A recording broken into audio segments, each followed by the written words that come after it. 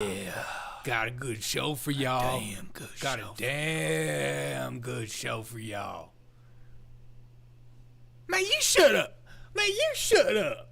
You shut up. You shut your mouth. You shut your mouth when you talking to me. Man, shut up. Shut up. Man, Neil deGrasse Tyson sucks. You shut up. What's up, everyone? Welcome to the Derek O'Shea Show. We are going to have a fantastic day. It's been a minute since I've been live. I hope you're having a great day. We have the Republican debates all ready to geared up and ready to go. I hope you're excited as we're going to try to make it as tolerable as possible. Get in the chats. This is an interactive show. Kick back, relax, have a good time. We'll be interacting with chats the entire time. Joshua, what's up, my guy? How are we feeling today? We are completely live, and everything is good and golden. Everything you've done. Before we begin, I do want to take a moment to recognize everyone with loved ones in Israel. Our Jewish friends here in the U.S. and across the world, we are praying for you, and we stand with you, and we stand with the people of Israel.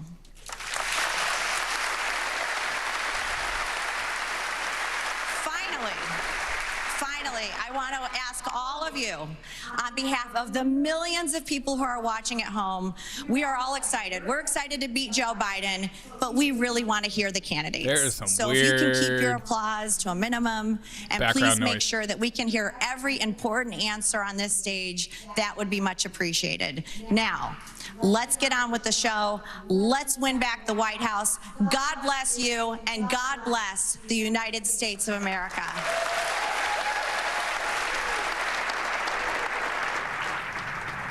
Okay, the Republican presidential debate set to begin in just minutes. The pre-show is now underway. You can tell the audience is pretty lively, and the chairwoman there setting the rules, making sure... All right, what's up? Joshua, how are we feeling about today's debate? How are we feeling about what's going on? Hope everything, I just want to make sure everything is geared up and going. Feeling about... All right, everything's golden. Excited, ready... for something. But I mean, like, if you go back to the first debate in Milwaukee, it was a big hall with a lot of activists who were there, which I think generates a little bit different energy. So it can be a factor, but I don't anticipate it being as much of one tonight. It's Miami-Dade, and in Miami we like to have a good time, so it could be. Having co-moderated a primary debate, there's always a lot of wild cards. You sort of wonder how it's going to go. We know that, and you heard the chairwoman address it there and nod to this moment that we've been talking about here, foreign policy hanging over this, but the Israel-Hamas war, nodding to the Jewish coalition partners who are now part of this debate, and the rest of the folks who are with us here, Tom. Yeah.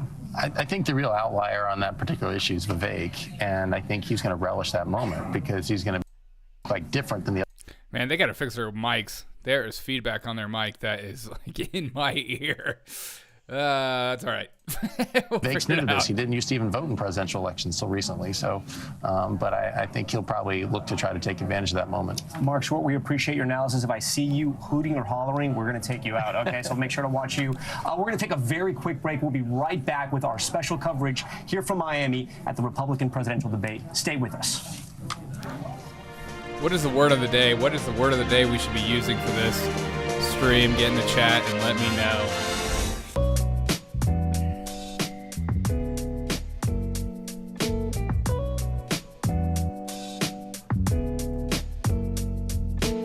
I feel like I need to gear up for this debate. I need to do some stretches. Get my stretch on. I think everyone needs to get their stretch on. Huh. Just making sure my chat is working. Why aren't you working, chat? Get in the chat, say hello. It's not connecting. Okay. There we go. What's up? Only Vivek has any yeah, that's true. Valerie, how are we feeling today, man? How are you doing today in Russia?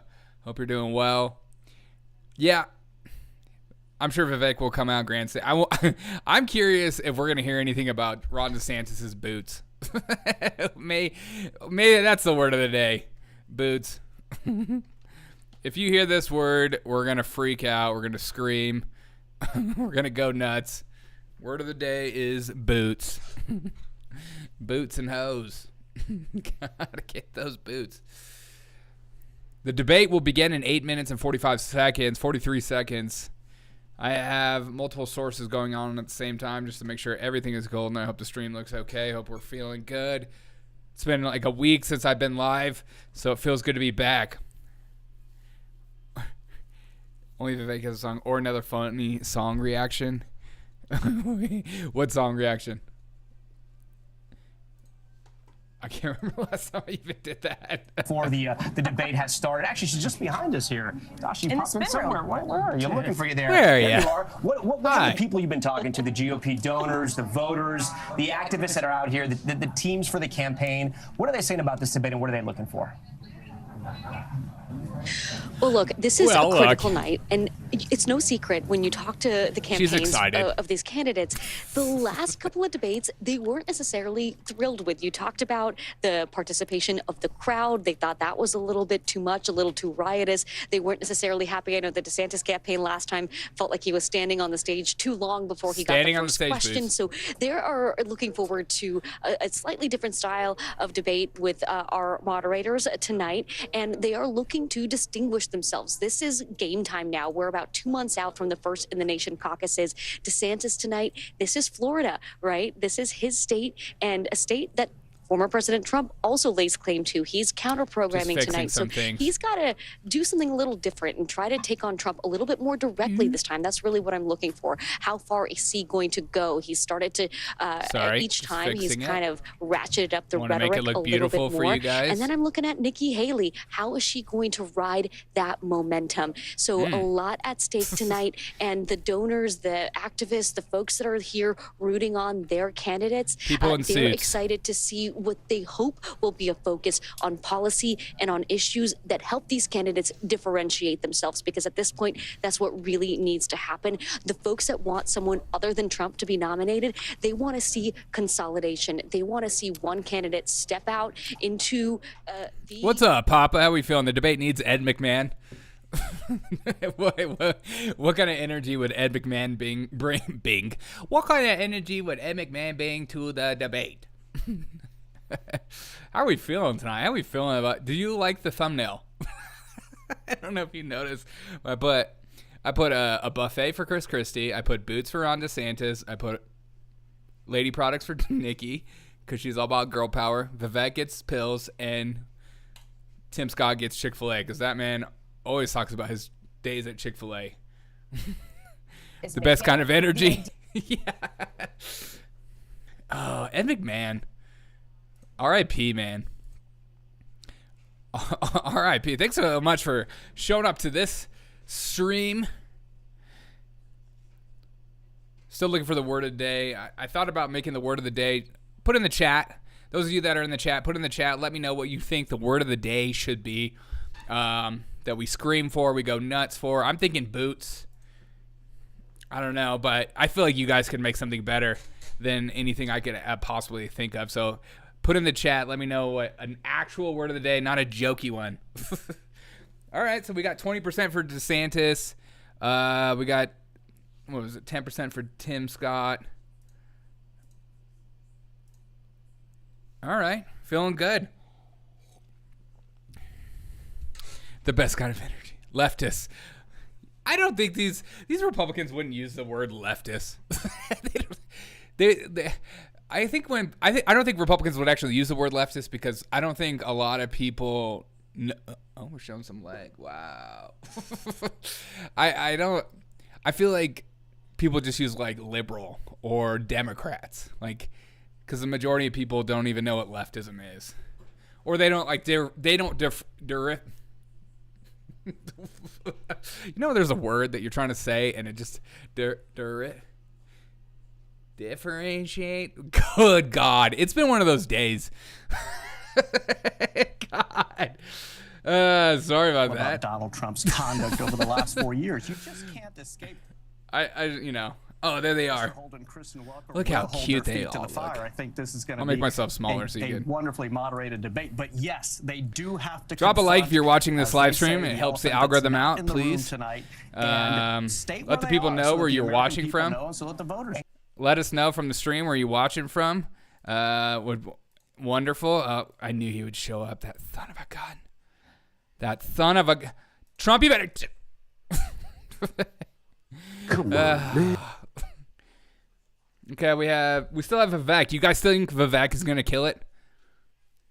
60% for Vivek, 20% for DeSantis, 20% for the Tim Scott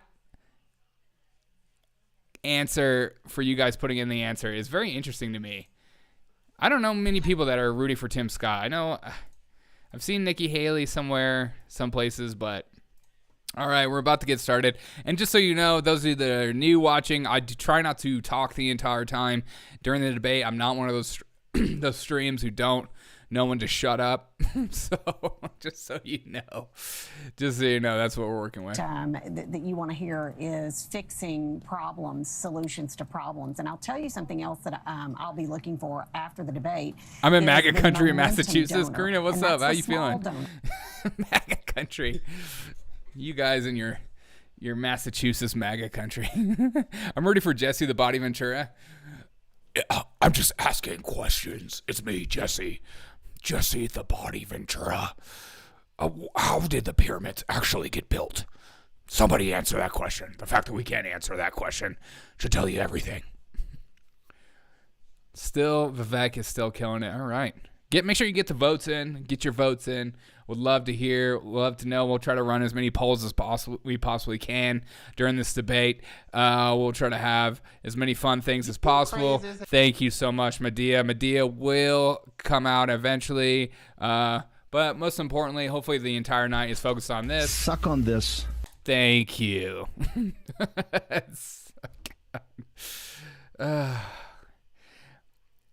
So, suit. We got red tie. We should have had a bet on who would have a blue tie other than a red tie. Into their campaign. Hogan, explain one thing to me. We're running out of time here. They did a minute 42. Get your votes in. Get your votes in, folks. Those of you watching on Rumble, drop a like, say hello, say shalom. Trump can't wait, what? Trump can't rocket minigun the same way Jesse can. Science fact. A minigun. What's a minigun? Abortion could be a hot word. Oh, good call. Honestly, I think that might be that good. I like that. Okay, we're gonna do abortion. I like that. Joshua with the shout out with the word of the day is abortion. If you hear anything about abortion, we will scream. I was just asking myself which live stream in my subs is most likely to shut up during the debate, so I'm here. I appreciate that, James. I try because I actually want to listen too. You know, we don't learn anything if we just talk over people in the debate the entire time. So I'm with you. I will shut up in 43 seconds. The black guy who's not really black gets my vote. Hey, Marcia, come on, man. I know Tim. He's not the.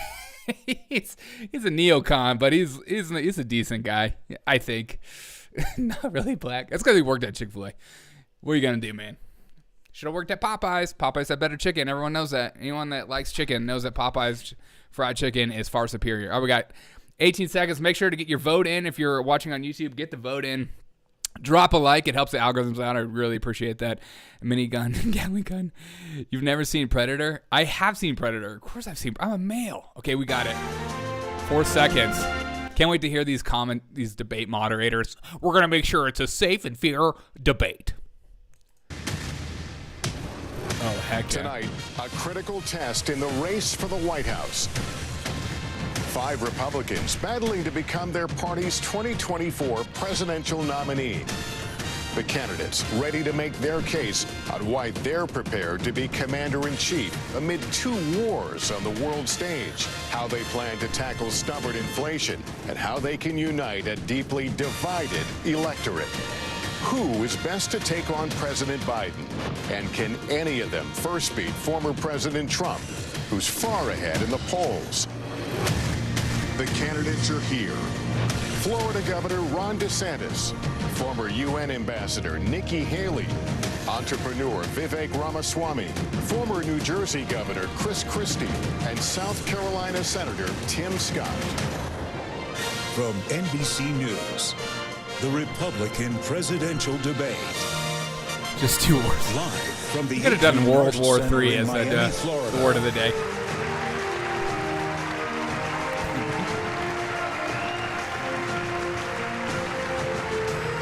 super washed with wax today.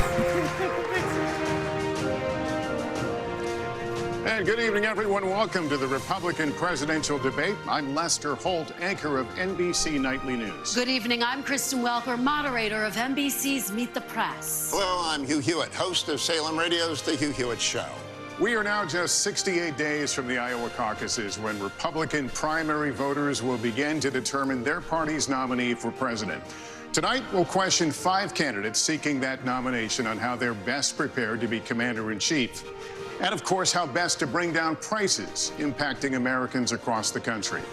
We have 2 hours for a serious debate on the issues that matter most to Republican voters. Candidates will have 1 minute and 30 seconds for answers and the opportunity for a closing statement.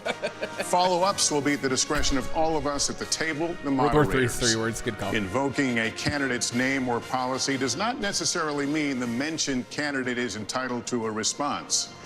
We want to caution all the candidates not to interrupt or speak over your fellow debaters. If you talk over each other, the voters can't hear you. And given the critical issues we're facing specifically on the world stage, we want everyone to hear every word you have to say. Continued interruptions may result in loss of additional questions. And to our audience, Duck. Are we going to hear Donald hold Duck your tonight? applause That's the question. So that the candidates can be heard. Where's With that Donald said, Duck? He should be let's here. have a good debate.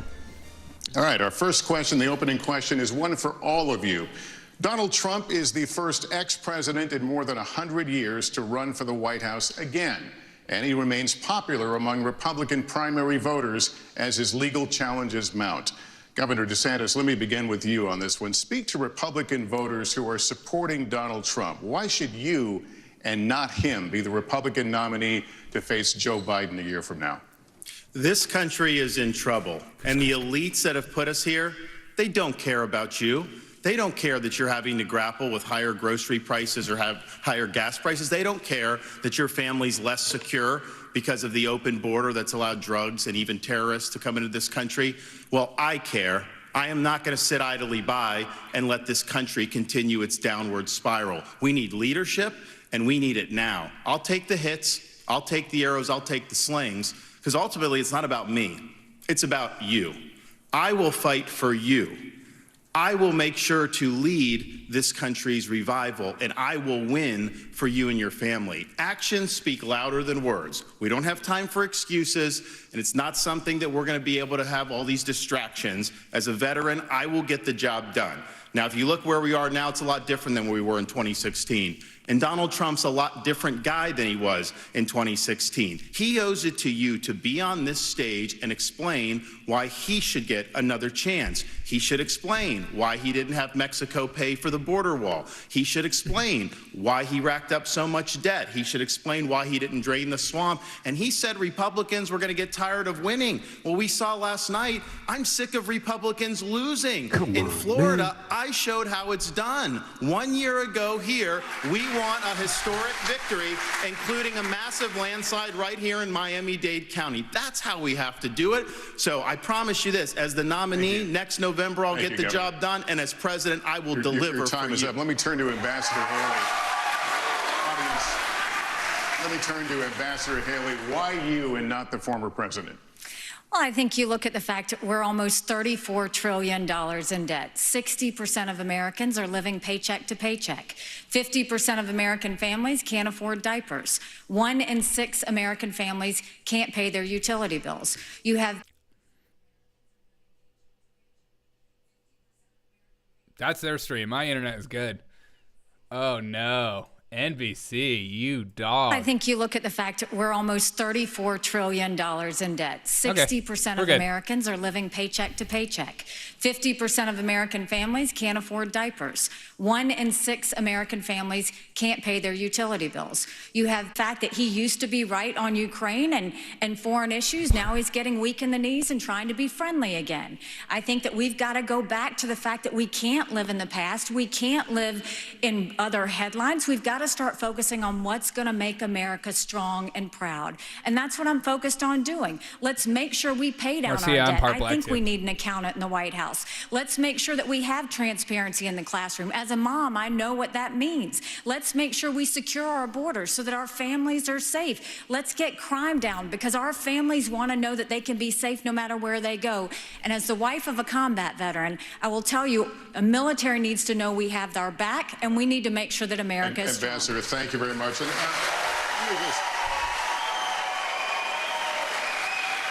let me just caution the audience. Let's not go down this road. We've asked you to please, keep restraining yourselves, and would be helpful so we can hear the candidates, because these are important issues and the voters want and need to hear them.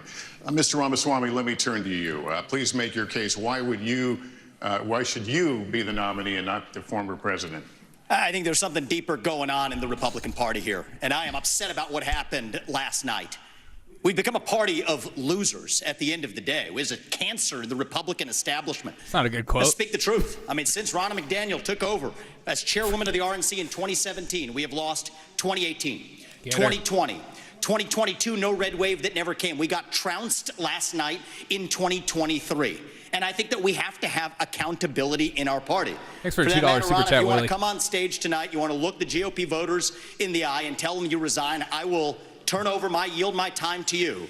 And frankly, look, the people there cheering for losing in the Republican Party.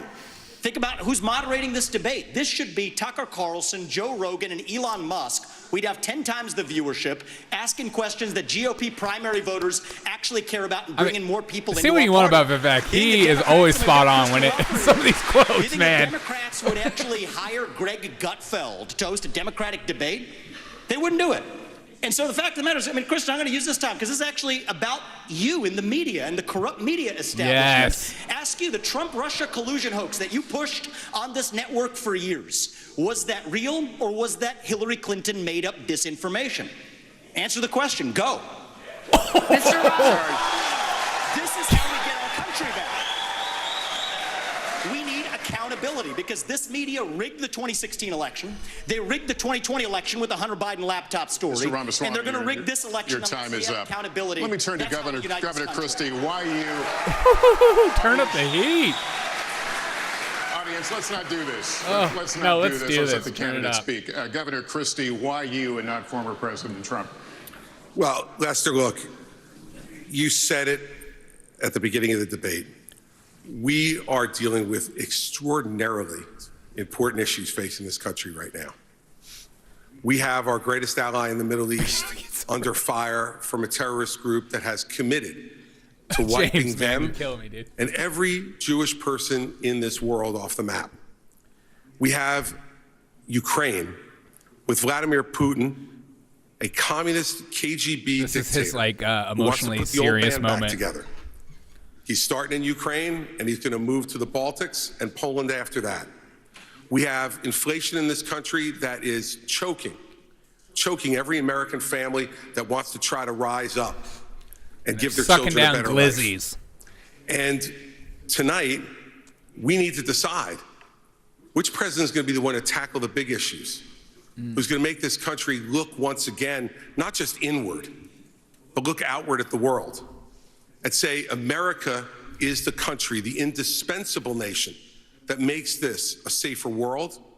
And in a safer world, American innovation, American hard work has always been the thing that has driven our country to greater things. I'm going to be the president who will do those big things. We're not going to be small, and I'll say this about Donald Trump. Outward, big Anybody things. who's going to be spending the next year and a half of their life focusing on keeping themselves out of jail and courtrooms cannot lead this party or this country, and it needs to be said plainly. Governor, thank you. Let me turn to Senator Scott. Senator Scott, you've said former President Trump can't win. Make your case to Republican voters. Well, certainly. What I would say without any question is that the truth of my life destroys the lies of the radical left. We need a president and a candidate who will actually help our base solidify and attract independent voters into our party. The Great Opportunity Party is now winning back African-American voters and Hispanic voters because we are working on a foundation based on faith. Our nation is facing some deep challenges. It is the loss of faith in this nation that is a part of the erosion that we're seeing every single day. It's restoring faith, restoring our Christian values that will help this nation once again become the city on the hill. When Ronald Reagan talked about the city on the hill, he was coming from Matthew 5. When President Lincoln talked about a house divided, that was Mark. Our founding documents speak to the importance of a faith foundation. You don't have to be a Christian for America to work for you, but America does not work without a faith-filled Judeo-Christian foundation.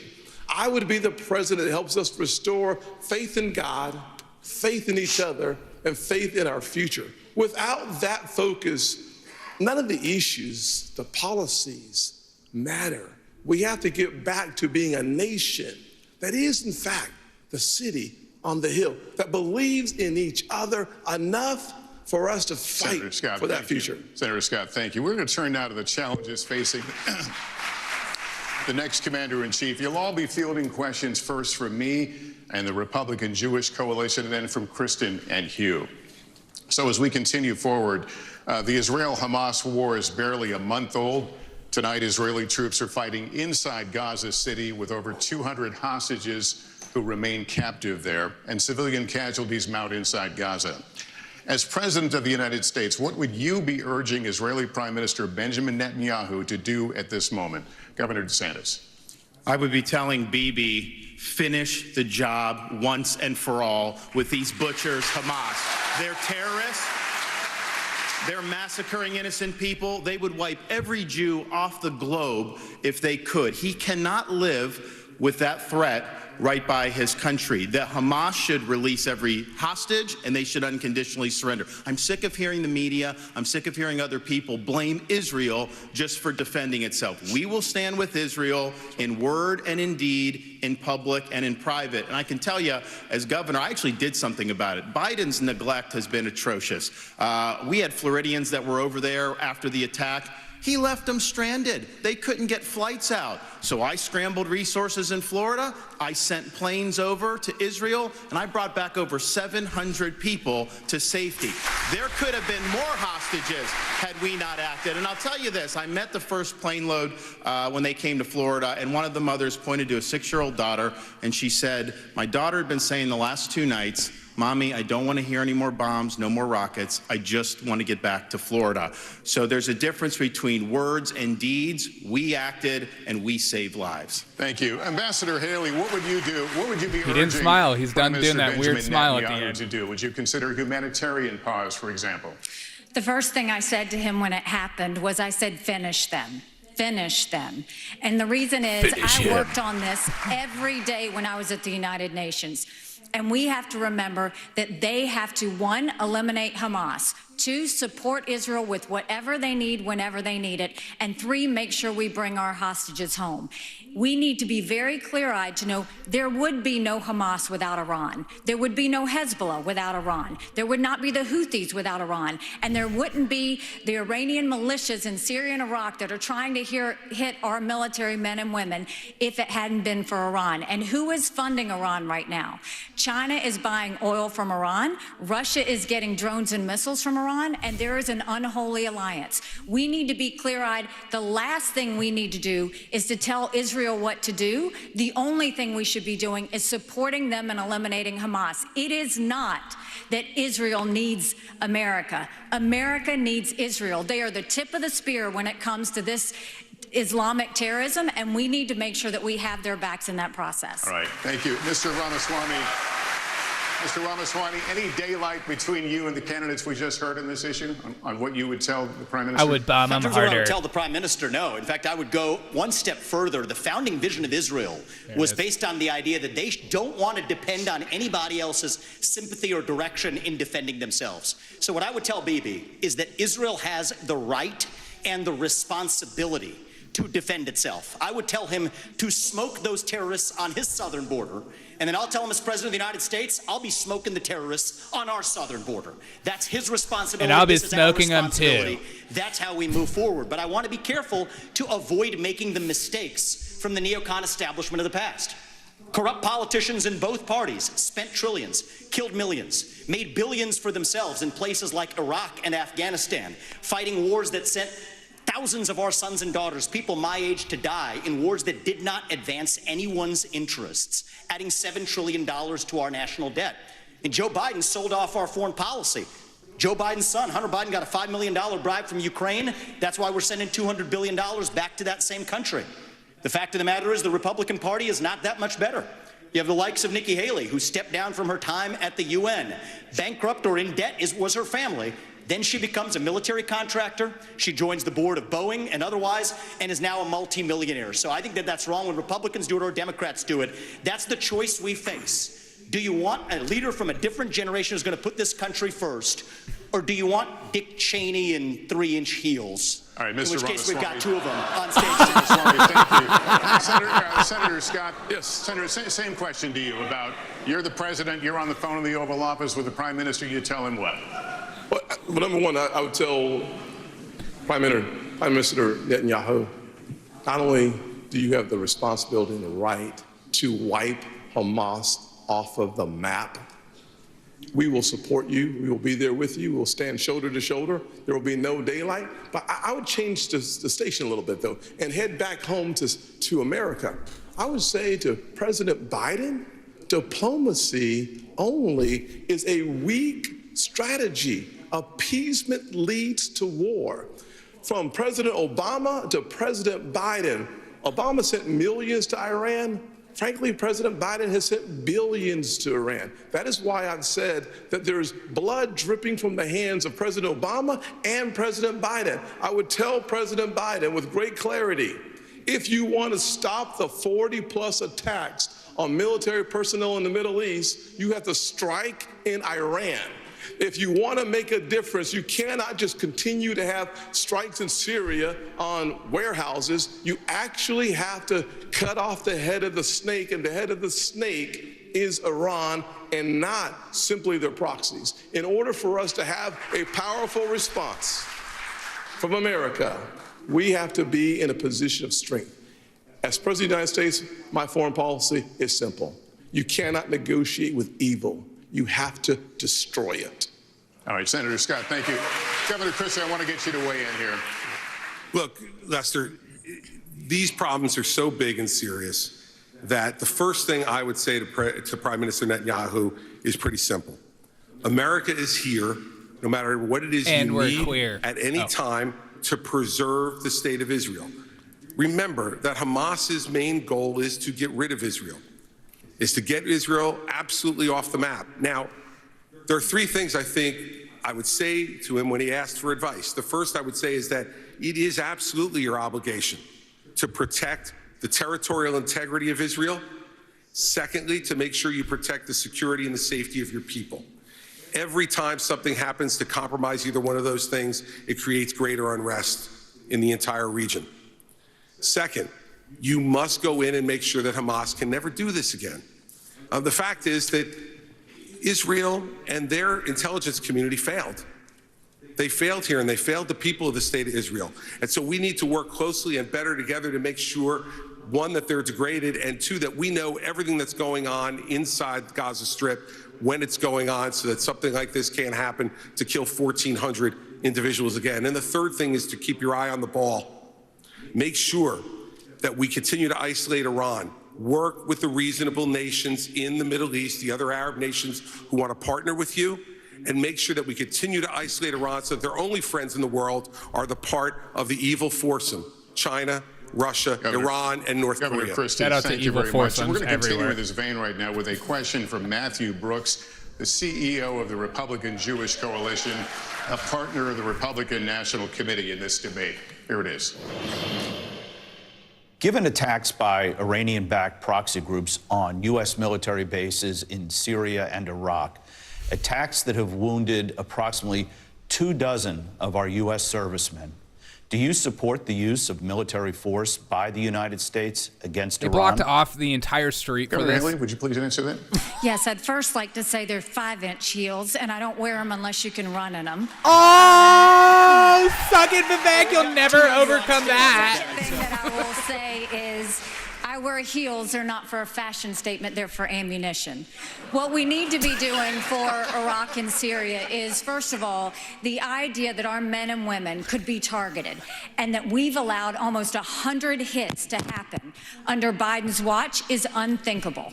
We need to understand this is Iran giving the green light, telling them what to do, and we shouldn't be doing the tit for tat like what Joe Biden has done. We need to go and take out their infrastructure that they are using to make those strikes with so they can never do it again. Iran responds to strength. You punch them one and you punch them hard and they will back off. But what we don't need is Biden falling all over himself to get back in the Iran deal, him giving $6 billion to get 5 hostages home, him telling Netanyahu now that he needs a pause or a ceasefire. We don't need him going and sitting there tiptoeing around Iran because he thinks they're going to do something. You don't respond to an enemy and a terrorist with fear. You respond with strength. When you do that, that's when the world pays attention, and that's when Iran stops. Thank you. Governor DeSantis, if I can continue with you. Just today, the U.S. launched another one of its limited airstrikes against targets in Syria, this time Iranian-linked facility. How far would you go militarily to hold Iran accountable? Well, first, Matt, thanks for your question, and I appreciate what you've done over the last month. I know it's been very difficult for the community, and appreciate you guys rallying together in difficult times. I actually served in Iraq back in the day, and we had al-Qaeda in Iraq. You had Shia militias that were funded by Iran that were killing hundreds and hundreds of U.S. troops. And as commander-in-chief, I am not going to put our troops in harm's way unless you're willing to defend them with everything you have. Biden has them out there. They're sitting ducks. He's doing glancing blows. That's just inviting more attacks from the Iranians. I would say you harm a hair on the head of an American service member, and you are going to have hell to pay. We are not just going to sit there and let our service members be sitting ducks, and that's true whether it's Iran or whether it's any country on the world. We have to be strong, and we have to defend the people who defend us. All right, thank you, Governor. Now our second and final question from Matthew Brooks of the Republican Jewish Coalition. Please watch. Jewish students across the country are threatened and under attack. What do you say to Jewish students on college campuses who feel unsafe given the dramatic rise in anti-Semitism? And what do you say to university presidents and college presidents who have not met the moral clarity moment to forcefully condemn Hamas terrorism? Mr. Ramaswamy, would you like to take that one? Absolutely. I think the scourge of anti-Semitism across this country, including at places like my alma maters and places like Brooklyn Bridge in New York, it's sad to see, but here's what history teaches us. Anti-Semitism is a symptom of a deeper cancer in a country and a society that is lost, and we are lost. Several years ago when I wrote my first book, Woke Inc., I was talking about they were chanting death to America. It's on Amazon right now. Death to Christians. Nobody was waking up back then. Now it's even bad. Now they're saying death to Israel and worse. So it is wrong, but we have to get to the root cause here. Now, I think it's really important that we do this through leadership, not censorship. Leadership means fill that void with purpose and meaning. Dilute this wokeism and anti-Semitism to irrelevance. These kids, they have no idea what the heck they're even talking about when they're siding with Hamas over Israel. They are fools. But I also want to caution here, if we go the direction of Ron DeSantis or Nikki Haley, with whom I respectfully disagree on this issue, pro-censorship, telling student groups to disband, mark my words, soon they will say if you question a vaccine and its side effects, you're a bioterrorist. Soon they will say that if you show up at a school board meeting, you're a domestic terrorist. Soon if they say that J6 prisoners should be released, you're an insurrectionist terrorist. So that's where this road ends. We don't quash this with censorship because that creates a worse underbelly.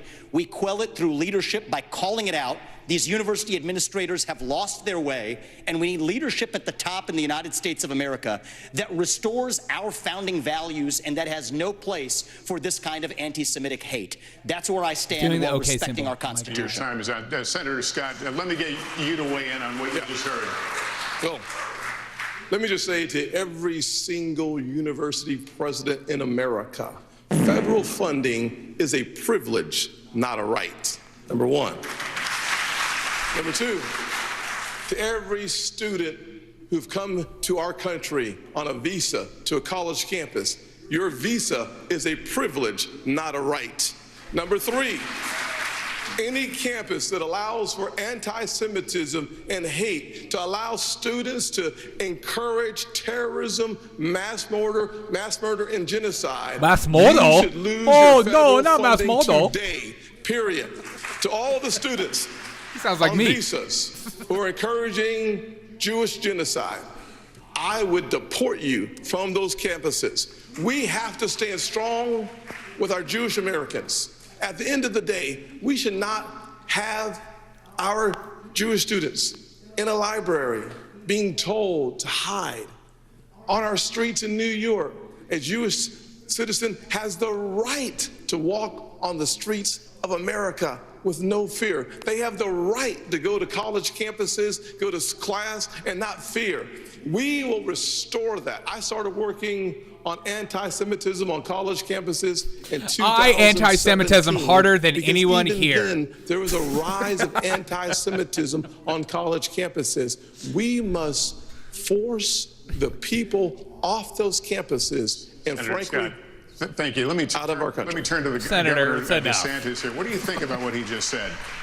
I was the first presidential candidate to say, if you are here on a student visa as a foreign national, you're making common cause with Hamas, I'm canceling your visa and I'm sending you home. No questions You're asked. out of here, mister. Second, I have friends here in Florida who their kids do not feel safe even going to university campus at all outside of the state of Florida. You have Jewish students fleeing for their lives at Cooper Union. Joe Biden should have the Department of Justice on these college campuses and holding the universities accountable for civil rights violations. When you should not have money going to these places. I already acted in Florida. We had a group, Students for Justice of Palestine. They said they are common cause with Hamas. They said, we're not just in solidarity, this is what we are. We deactivated them. We're not going to use state tax dollars to fund jihad. No way. And what is Biden doing? Not only is he not helping the Jewish students who are being persecuted, he is launching an initiative to combat so-called Islamophobia. No, it's the anti-Semitism that's spiraling out of control. Right. That is what we have to confront. And as president, I can tell you this, we are not going to stand for this on college campuses any longer. All right, Governor, thank you. Let me turn to Governor Christie, and considering what he just said, you led a state with a sizable Muslim population. Last month, as you know, a 6-year-old Palestinian-American boy was killed in Illinois by his landlord. His mother was also stabbed more than a dozen times in what has been charged as a hate crime. What do you say to Muslim Americans who are also feeling afraid for their safety right now? Lester, I'm the only one on the stage who's actually had experience in dealing with this. I was appointed by President Bush to be the U.S. Attorney in New Jersey on September 10th, 2001. I don't remember And when that I date. took over that job after the September 11th attacks, I had to deal with a situation in our state that was explosive. We're the most ethnically diverse state in this country. And so first, we heard credible reports about Jewish students and synagogues being threatened in our state in the aftermath of 9/11. We made sure that we sent federal agents to those synagogues and we protected them, and the same thing should be being done now. At the very same time, I personally went from mosque to mosque in New Jersey and met with the leaders of those mosques and with the members of the mosques. And I said to them, law enforcement is on your side to protect you, regardless of your religion, if you are going to comply with the law. And we developed fabulous relationships with Muslim Americans all across the state of New Jersey, and we stopped any hate crimes that were going on either against Jewish Americans in New Jersey or Muslim Americans in New Jersey. It takes leadership, Lester, to know how to do this. You must work with both sides. Both sides need to know it, but let us never have a false moral equivalence between Hamas and Hezbollah and the Jewish people. The Jewish people stand for right and justice, and Hamas and Hezbollah stand for death. Governor Christie, thank you. Ambassador Haley, what do you say to Americans who are simply afraid right now? Who has better hair, me or Haley? I think, you look at the country, and the country is all out of sorts. I think, look at what these kids are dealing with on college campuses. What makes me so angry is who's got better hair, me or Nikki? Kids barricaded Nikki in the ain't got library. nothing on me. They said they were going to shoot up the kosher dining hall. You've got kids' dorm rooms who are being set on fire because they have something related to Israel on their doors. No person should ever feel in danger like this. And this is what I would say about our college presidents, is if the KKK were doing this, every college president would be up in arms. This is no different. You should treat it exactly the same. Anti-Semitism is just as awful as racism, and we've got to make sure they're protected. And for everybody that's protesting on these college campuses in favor of Hamas, let me remind you something. Hamas said death to Israel and death to America. They hate and would kill you too. And the idea that they're talking about genocide for the Jewish people, that's not the values of America. That's not us. We're better than that. We don't need to celebrate terrorists. We don't need to celebrate genocide. We don't need to celebrate violence towards anybody. We need to go back and soul search in our country and remember what we are about. And we are about taking care of people, not going and making them live in fear because some other terrorist activity says they want to destroy them. Ambassador, thank you. Kristen. Lester, thank you. This is another question for the entire field, so you will all get a chance to respond. But Senator Scott, I'd like to start with you. The United States has given Ukraine financial and military support since the war began more than 600 days ago. President Zelensky told me on Sunday, if Russia isn't stopped now, quote, the price will be higher for the United States, and Americans would be forced to, quote, send your sons and daughters to defend NATO countries. Senator Scott, where do you stand on more funding for Ukraine? I certainly have been very supportive of Ukraine. I believe that ultimately we should make sure that the President of the United States states what is America's national vital interest in Ukraine. It is actually in degrading the Russian military. We've been very effective using our resources and our weaponry and the incredibly high price of Ukrainian blood to achieve that objective. Every day we get closer to the degradation of the Russian military, and that's good news. But the American people are frustrated that they do not have a president who reminds us and tells us, where's the accountability? Where are those dollars? How are those dollars being spent? We need those answers for us to continue to see the support for Ukraine. And at the same time, I would say that a package that's been offered by the president for Ukraine and Israel, that's the wrong approach. We need to focus specifically on providing Israel with the $14 billion that they need so that we show the world that we are 100% undeniably standing Can we get a question about inflation, for God's sake? And then as we turn away from that direct support for Israel, we should go to our southern border and close our southern border with the resources necessary. I believe that we have sleeper terrorist cells in America. Thousands of people have come from Yemen, Iran, Syria, and Iraq. If we are going to deal with the national security emergency at our border, we have to do it now. Senator Scott, thank you. But just to be very clear, if you were president, if you were in the Oval Office today, would you sign off on more military funding for Ukraine, or would you discontinue it? Bottom line is we have to first have the level of accountability that allows the American people to understand where the resources have gone. Number one. Number two, after we have that responsibility taken care of and accountability, then we have an opportunity to look at the overall strategy that helps us degrade the Russian military while we use our resources and, frankly, keeping our NATO partners safe from the Russian military is absolutely essential. As you understand, Article 5 would require to support and to defend NATO, our troops on the ground. The fastest way for us to eliminate that possibility is for us to destroy, to the extent possible, the Russian military. By doing so, we actually achieve the objective of keeping our military home.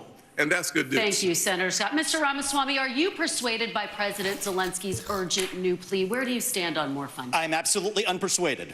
And I'm actually enjoying watching the Ukraine hawks quietly, delicately tiptoe back from their position as this thing has unwound into a disaster. The first half of this race, I was the only person standing for it. Now they're actually quietly coming around to being more cautious, as they should. Level with the American people here. Ukraine is not a paragon of democracy. This is a country that has banned 11 opposition parties. It has consolidated all media into one state TV media arm. That's not democratic. It has threatened not to hold elections this year unless the U.S. forks over more money. That is not democratic. It has celebrated a Nazi in its ranks, the comedian in cargo pants, a man called Zelensky, doing it in their own ranks. That is not democratic. More facts for you that you won't hear from the mainstream in either party or the mainstream media. The regions of Ukraine that are occupied by Russia right now in the Donbass, Luhansk, Donetsk. These are Russian-speaking regions that have not even been part of Ukraine since 2014, that other people probably couldn't name those provinces for you. Those are the hard facts. And so to frame this as some kind of battle between good versus evil, don't buy it. And I'd like the likes of the sharpest of the war hawks on Ukraine, Nikki Haley, to have some accountability and answer. Do you want to use U.S. taxpayer money to fund the banning of Christians? That is actually what's happening.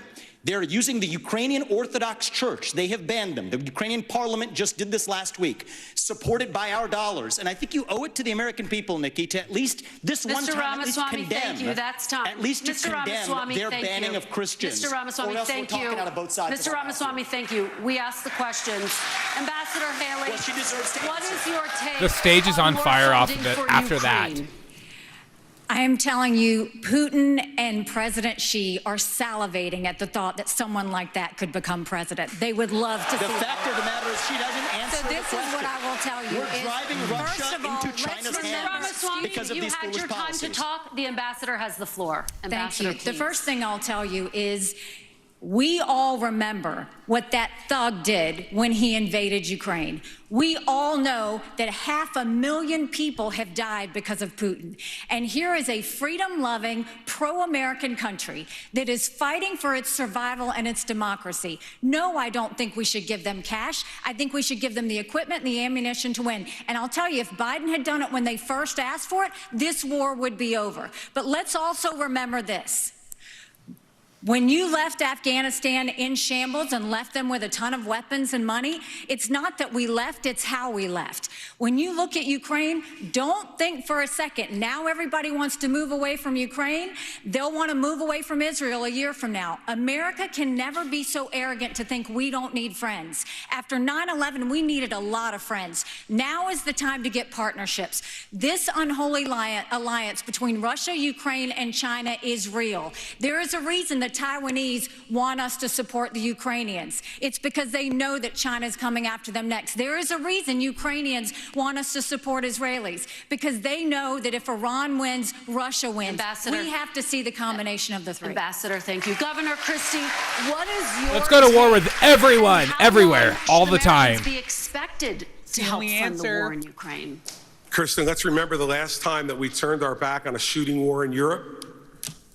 It bought us just a couple of years.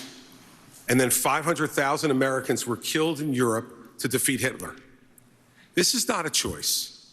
This is the price we pay for being the leaders of the free world. And the fact is, this alliance is not just with Russia and China. Governor Haley knows this. Iran is in the middle of this as well, and so is North Korea. And they are all working to support Russia right now. And the reason they're doing it is because dictators work together. People who believe in democracy work together. We must stand with all of those that are standing up for democracy and freedom in this world. And by the way, let's remind everybody of this. In 1992, this country made a promise to Ukraine. We said if you return nuclear missiles that were part of the old Soviet Union to Russia and they invade you, we will protect you. An American promise that's 31 years old is no different than an American promise that's made tonight on this stage. We need to stand by it. And those of us who forget history are doomed to repeat it. And I'd like to respond. And the absolute giving in to dictators, which is being suggested on this stage, just shows the immaturity of the approach. Governor Christie, thank you. Governor DeSantis, I'd like like you to weigh in. Yeah, the mature on this ones idea. want Are war. you concerned The unmature that people this could don't. become a wider war if Putin is not stopped now? Stupid. Well, any suggestion by Zelensky or anyone else that we're going to eventually have U.S. troops there, I can tell the American people when I'm president that will not happen. We are not going to send your sons and daughters to Ukraine. I am going to send troops to our southern border. If you look at the threats that we face, Finally, terrorists have come in through our southern border. I'm going to shut it down. I'm going to have the military, and I'm going to deport can we keep the it on people America? who've come, particularly under Biden, who've come from the Middle East, come from all these places. Now, Biden wants $105 billion. 60, most of that's Ukraine, including some of it going to pay pensions for bureaucrats and salaries. That is a totally ridiculous use of American tax dollars. He says he has money for border to try to do, and the media repeat that. When you look at it, what most of the money is money to process more illegal aliens into this country. How is that solving the problem? That's making the problem worse. And what does he do for the Indo-Pacific? A pittance. That is the top threat that we face. We need to bring this war to an end. We need the Europeans to step up and do their fair share. And we need to get serious about the top threat that this country faces, which is the Chinese Communist Party. So if I may respond to the Ukraine question. In fact, we How are about we going just to fix go America? from the hot wars in Ukraine and Gaza and Israel to what many people are calling the new Cold War with China. And I remind the audience that it's important for our visitors at home to be able to hear you, and especially for the people in Beijing to hear you. Many Republicans believe that the Chinese Communist Party and General Secretary Xi is an existential threat to the United States. The flashpoint is Taiwan. For decades and decades, the American military, but primarily the United States Navy, has deterred an attack from China to the island state of Taiwan. But Ronald Reagan's Navy of 600 ships is gone. Now, the question to you is, and I'll start with you, Ambassador Haley, because you were in President Trump's cabinet. His goal was a 355-ship Navy. That's what he pushed for. He got to 300. It's now at 291. Is that big enough to deter and, if necessary, defeat an invasion of Taiwan? China has the largest naval fleet in the world. They have 350 ships. They'll have 400 ships in 2 years. We won't even have 350 ships in 2 decades. China has built up their military. It's not just land, air, and sea. They're doing cyber. They're doing artificial intelligence. They're doing space. America needs to modernize our military. We need to do everything we can. The first thing is you go and you make sure you have the backs of Ukraine. That's why the Taiwanese want us to support Ukraine, because they know that sends the biggest message to China. The second thing is we go to China and we start being tough on them. No more sales of our American soil to China, and let's take back what they've already stolen. Then you go and to the universities. No more having millions of dollars go to our universities. Then we will go and end all formal trade relations with China until they stop murdering Americans from fentanyl, something Ron has yet to say that he's going to do. And then we modernize our military. When Ron we is strengthen for our fentanyl military, use. when we modernize it with the focus of cyber, artificial intelligence, and space, when we make sure that we have the backs of our friends, whether it's in Israel, whether it's in Ukraine, and we should be arming Taiwan. Make sure they have the equipment they need. Make sure they have the training they need now. There's nothing China fears more than knowing that America will have Taiwan's back. Let's make sure that we show it by making sure they have the equipment they need. Governor DeSantis, my question is specifically about the Navy. It's at 291. It's going to go down perhaps as low as 280. Is it enough? And what would you build if you were going to build more? Not enough. We have to have the ability to back up a strategy of denial of President Xi's ambitions. And if China is able to be the world's leading superpower, that will affect you and your family in ways that are going to be very bad. They will export authoritarianism all around the world as the cost of doing business. They will impose things like social credit scores and internet monitoring. So this is, to this generation, what the Soviet Union was to the post-World War II generation. I've already released a plan. We're going to get to 355 ships at the end of the first term, 385 ships at the end of the second term, but we're going to have a path to 600 ships over the next 20 years. I think the future of freedom is going to be determined in the Indo-Pacific. We have a strategy not just military, but decoupling from the economy and fighting them here at home with their cultural. You know, Ambassador Haley said somehow I wasn't doing. She welcomed them into South Carolina, gave them land near a military base, wrote the Chinese ambassador a love letter saying what a great friend they were. That was like their #1 way to do economic development. In Florida, I banned China from buying land in this state, and we kicked out on our universities, and we kicked the Confucius Institutes out of our universities. We've recognized the threat, Irish never forget, and we've amen, acted swiftly and decisively. Senator Scott, you've been in the Congress since 2011. Defense spending has fallen over that entire period of time. Even though I'm drinking a German beer, forgive me, Father. Where are we going to get the money, and what would you build, and what kind of ships to deter China from attacking Taiwan? Well, two major problems with the question. Number one, we do not have I'll make more ships than battleships defense industrial bank from to that game. allow us to have the kind of production that we need in order to keep America safe. Frankly, if we are not prepared to fight and engage in 3 continents at the same time, think about where we are today. In the Middle East, we are in the midst of trying to back our strongest ally. In Eastern Europe, we've seen our resources and our weaponry help degrade the Russian military. The Indo-Pacific, we have real challenges. The long-term threat is China.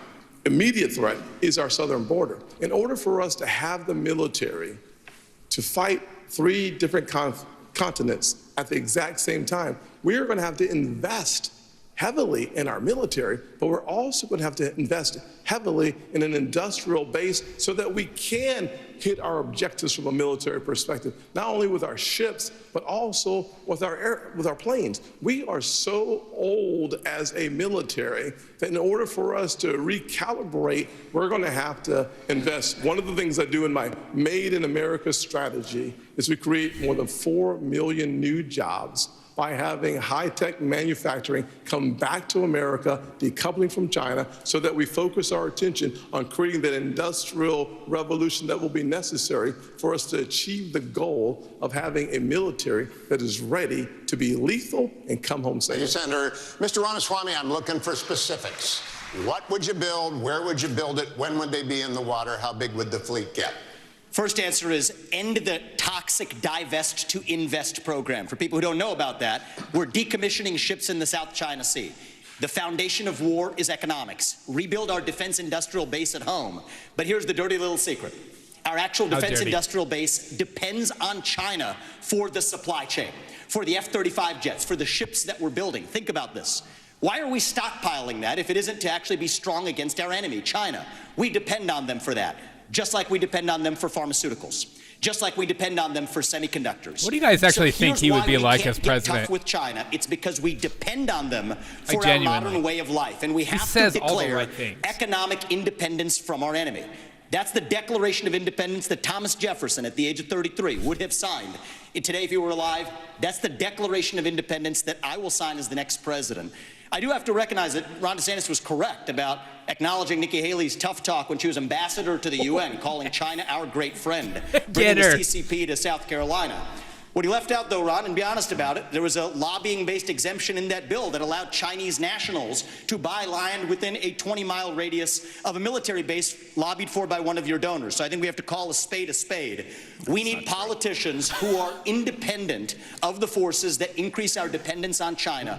My message to Xi Jinping is this. You are done buying land in this country. You will not donate to universities in this country. U.S. businesses won't expand into the Chinese market until you play by the same set of rules. Ramaswamy, you're kicked out of the WTO, and you actually have to have accountability for the COVID-19 pandemic financially, which unleashed hell on the world.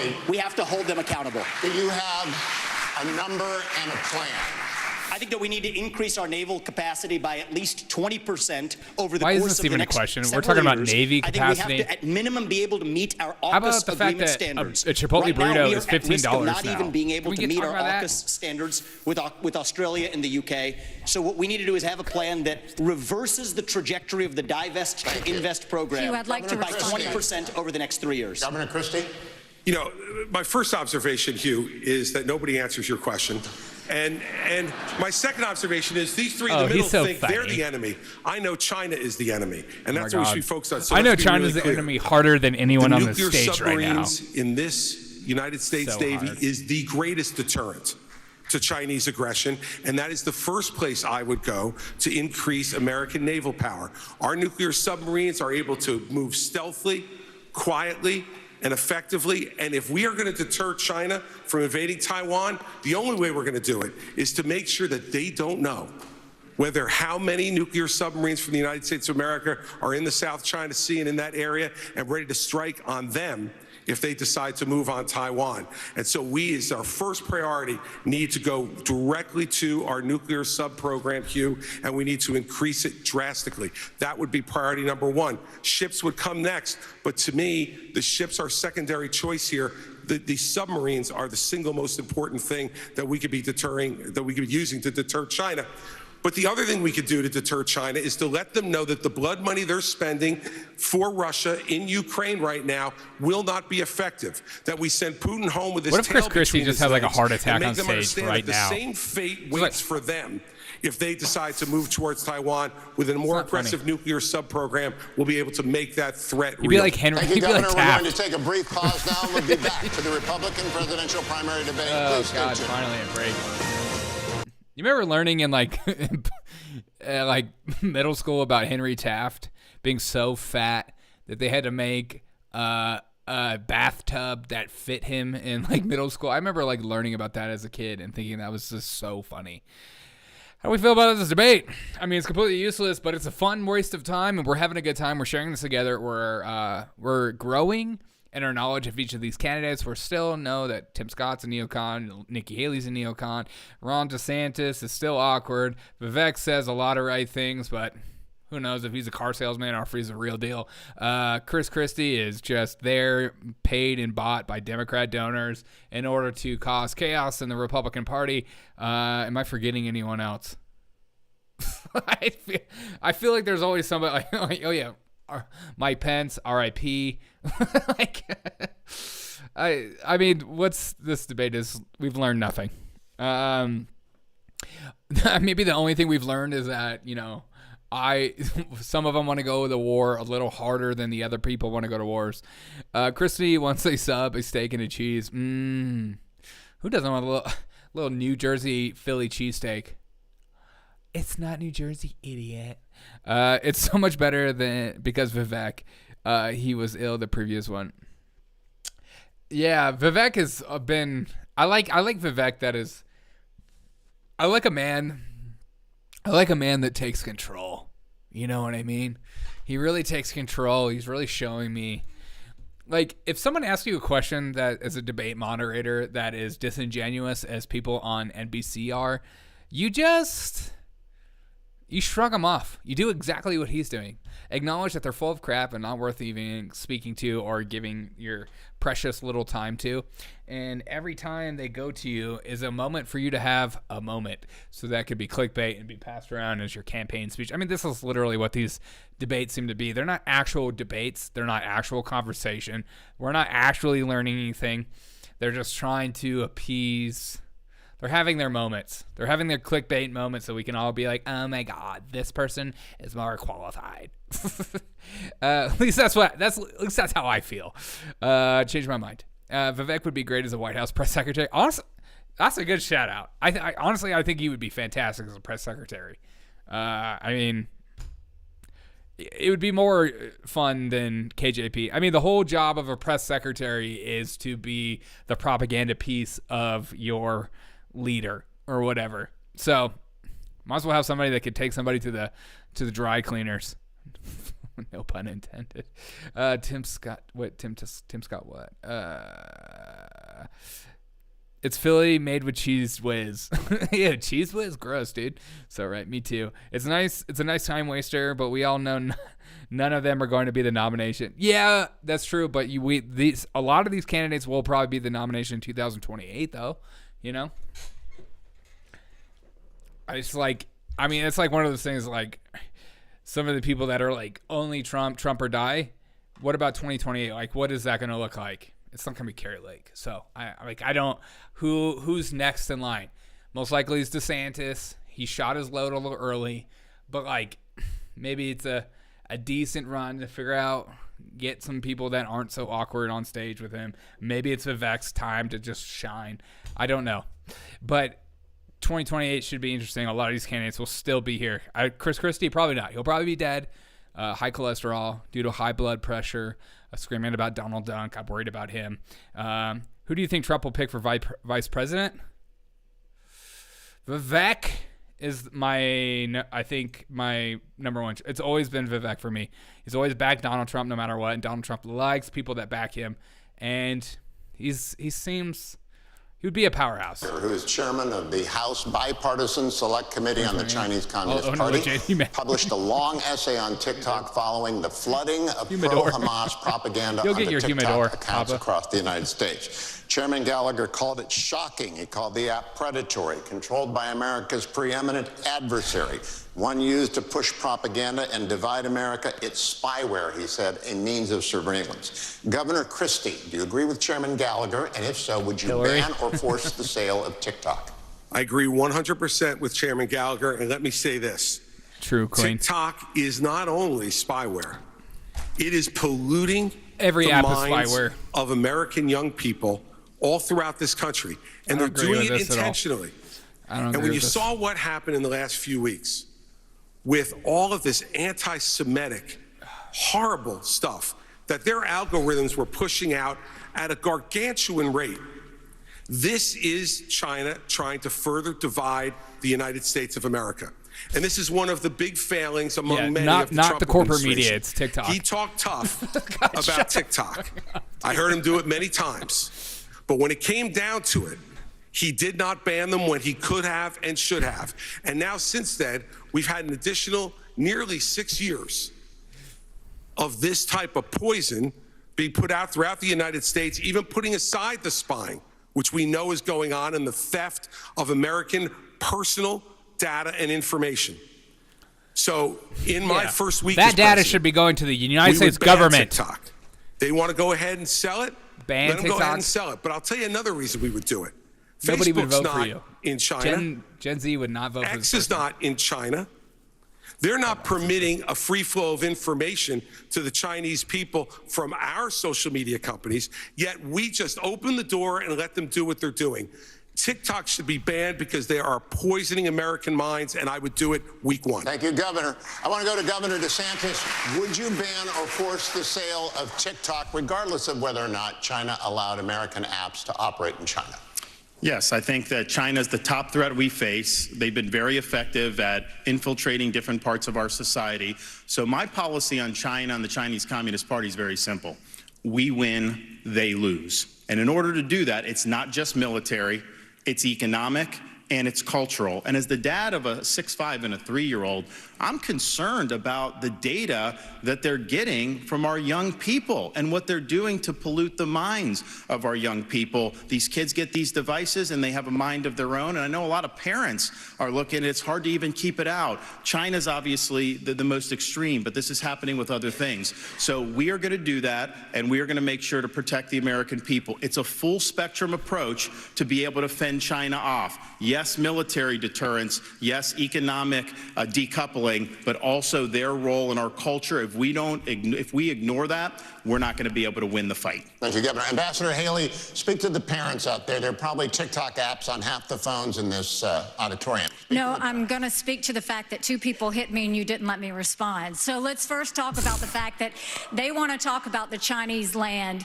from 10 years ago. Yes, I brought a fiberglass company 10 years ago to South Carolina. Yeah, they're but jobs. Ron, you are the chair of your economic development agency that as of last week said Florida is the ideal place for Chinese businesses. Not only that, you have a company that is manufacturer of Chinese military planes.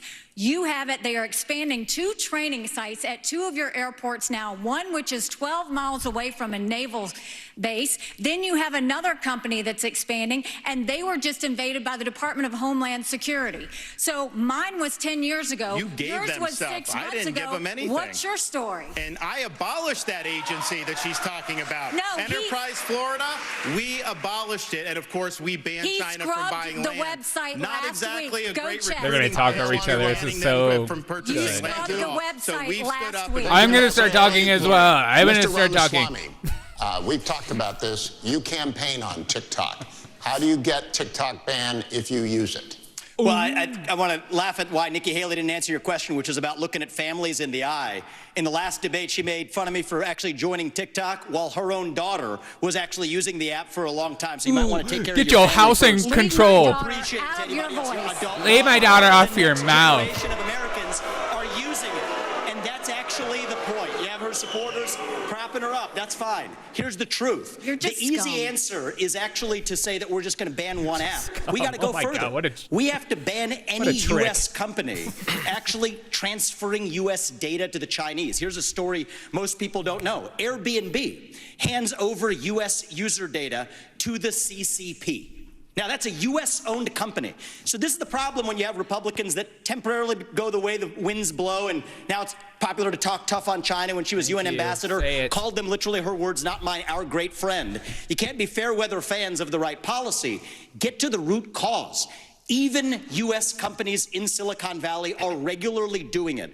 Cut the virtue signaling. The fact of the matter is Democrats are on TikTok today. The only person, one of the few people who is putting up content the way the actual algorithms work, speaking for pro-Israel views or others, is Ambassador me. Haley, more Republicans will join it. But stop U.S. companies from turning over data to Chinese companies. That's the real answer, not the virtue Kristen signal. don't get to respond to personal That's attacks. 100% true. Thank you very much. You know, when he talks about me praising China, he doesn't know the fact that the reason China was praised was because I negotiated with China and Russia the largest set of sanctions against North Korea in a generation. That is literally the reason North Korea stopped testing ballistic missiles. So I said China did good on their part. That was a negotiation you could friend never is do. what you said, Nikki. Those are your words, not mine. And so just own up to it. You would never you can have change been able your to mind. get That's that allowed. negotiation But don't done. lie to the They get people Rod in the middle. you've said or what you've done in China, South Carolina. My You have brought entire them to career Mom and Dad are in the fighting. United Nations. Every day I fought China, and I did it by making sure no one could get any agency heads in UN. I did it by making sure that we called them out on human rights. I did it by making sure that we held them accountable on everything that they did. That's the reason we got out of the Human Rights Council. That's the reason we called them out. And there's not been a day I haven't stopped. Senator Scott, it is your turn. Mr. Ramaswamy. The millions you made afterwards. Everybody else is hanging on to the rules here, Mr. Ramaswamy. Senator Scott. Thank you. We should. I appreciate y'all clapping for me already. This is wonderful, Andy. Love this. Without any question. He's in the moment. He's in the pocket. Let him cook. Ban TikTok, period. Now, we saw under former President Trump, he tried to ban TikTok twice, but was struck down by our federal courts. If you cannot ban TikTok, you should eliminate the Chinese presence on the app. Period. We also should provide, in my parents' Bill of Rights, we should steal that app from them so we can spy our own kids people. Permission under 14 to be on those apps. I think it's incredibly important for us as Americans to take back control of the information, especially of our kids. Where does it go? We should know that. One of the ways that we get to know that is by having a parental consent. But if we can eliminate TikTok, that is a first step. But it's not just TikTok. China continues to spy on our kids, but they're also buying our farmlands. We talked about that several times there. We have to make sure that we use the tools that are in our toolkit to stop China from buying farmland near our bases. The third thing we have to do is make sure that they stop stealing our intellectual property. They're literally stealing our IP to compete against us. In my administration, we stopped that day one, and we start making sure that we create six-figure income for jobs made in America through my strategy. Kristen. Hugh, thank you so much. We're now going to talk about Venezuela, income. where millions have fled political and economic turmoil. Many Venezuelan immigrants are settling right here in Florida. Former President Trump and President Biden have taken different approaches to Nicolas Maduro's regime with little result. Former President Trump put economic pressure on Venezuela and backed one of Maduro's rivals. President Biden temporarily eased sanctions to encourage electoral reforms. Governor DeSantis, do you see the political situation in Venezuela as a threat to the United States, and what would your approach be? We should never rely on Venezuela for oil like Biden has had to go beg. I'm going to unleash all of America's energy potential. On day one, I'm taking all the Biden regulations, the Green New Deal, ripping it up and throwing it in the trash can where it belongs. We're going to lower your gas prices. We're going to create jobs. We're going to lower energy costs. But we're also going to be more energy independent and secure. We'll choose Midland over Moscow. We'll choose the Marcellus over the mullahs. And we'll choose Bakken over Beijing. That is good for America's national security. Biden's Green New Deal, That's good for Venezuela, it's good for Russia, it's good for Iran, and it's good for China. So I would turn the screws on the Venezuelan regime. I think it's a corrupt, dictatorial regime, and we should never go hat in hand begging for oil from them. Just to be clear, would you reimpose the sanctions? Yes, absolutely. Ambassador Haley, what would your approach be? You know, I stood on the Simon Boulevard Bridge and watched thousands of Venezuelans cross for hours in the hot sun holding their babies to get the one meal they might get that day going from Venezuela to Colombia. They were fleeing socialism and begging for freedom. We need to make sure that we do everything we can to sanction Maduro. We shouldn't be getting dirty oil, and Biden just gave 500,000 Venezuelans temporary priority status, which is just going to have more of them come. But on the energy side, it cracks me up that Ron continues to do this. He has opposed fracking. He's opposed drilling. Last time he said it wasn't true, and Yes. everybody found out Here we that go. it I was frack true. harder He than opposed you. it before Florida voters even voted on it. Nobody he was fracks praised harder than by me. the Sierra Club, and you're trying to make up for it and act like you weren't a liberal when it comes to the environment. You were. You always He's a have been. libtard. Just own it if that's the case. But don't keep saying you're something that you're not. Let me respond to that. Response, go. So our whole energy plan, you can't get the shale without fracking. We are absolutely going to frack, but I disagree with Nikki Haley. I don't think it's a good idea to drill in the Florida Everglades, and I know most Floridians agree with me. You banned fracking. Thank you very much. Lester? All right, well, thank you. Let's turn to one of the biggest issues for voters, that, of course, is the economy. This is a question that will go to all of you. An Iowa voter recently told NBC News, how am I going to make sure my pantry's stocked without breaking the bank? You've all said the best way to deal with rising prices is to cut government spending. But that would take time to play out, that Americans are struggling right now. Senator Scott, That is how you lower I'll start inflation. with you. What would you do the moment you take office to help Americans manage the cost of living? So we're talking about short term here. My mother was a single mother who raised me and my brother in a very challenging economic situation. Here we go, The dinner first table thing I can conversation. tell you is that when your gas prices are 40% higher right now than they were just a little over 2 years ago, that's not a problem for my mama. That was a crisis. The first thing I would do as President of the United States is I would sign the XL Keystone Pipeline and start seeing resources flow. Second thing I would do is make sure that there's certainty and predictability so that those folks who have the leases in our country would have the certainty and predictability to go ahead and become energy independent. We should focus not just on being energy independent, we should focus on being energy dominant. America is the home to more energy resources than any other country on the planet. We can reduce the price of energy. Yeah, we but can we'd rather reduce pay, the price of food and poor the kids price in other of countries to do it electricity for us. if we focus on my build here, don't borrow from China plan that is embedded. The Made in America strategy creates 10 million new jobs in 3 different areas. One is innovation. Second is the high-tech manufacturing. And the third is the energy economy. We have an opportunity as Americans to actually export the surplus energy that we create in our nation and disconnect from China and from murderous dictators and tyrants around the world. Your time is up, but let me just follow up. The idea of pumping gas, of turning on pipelines, that doesn't make gas cheaper that day. I'm talking about you become president.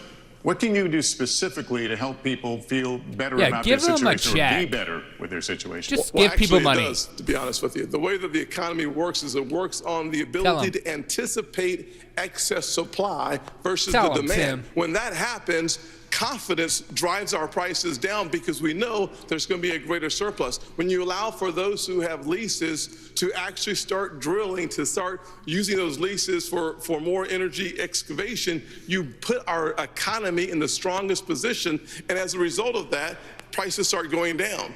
That is the kind of economy that, as President of the United States, I would lead this nation to making sure that we first use the resources in our own country and not going outside of our country in order to achieve our objective. You know, Proverbs 22:7 reminds us that the borrower is slave to the lender.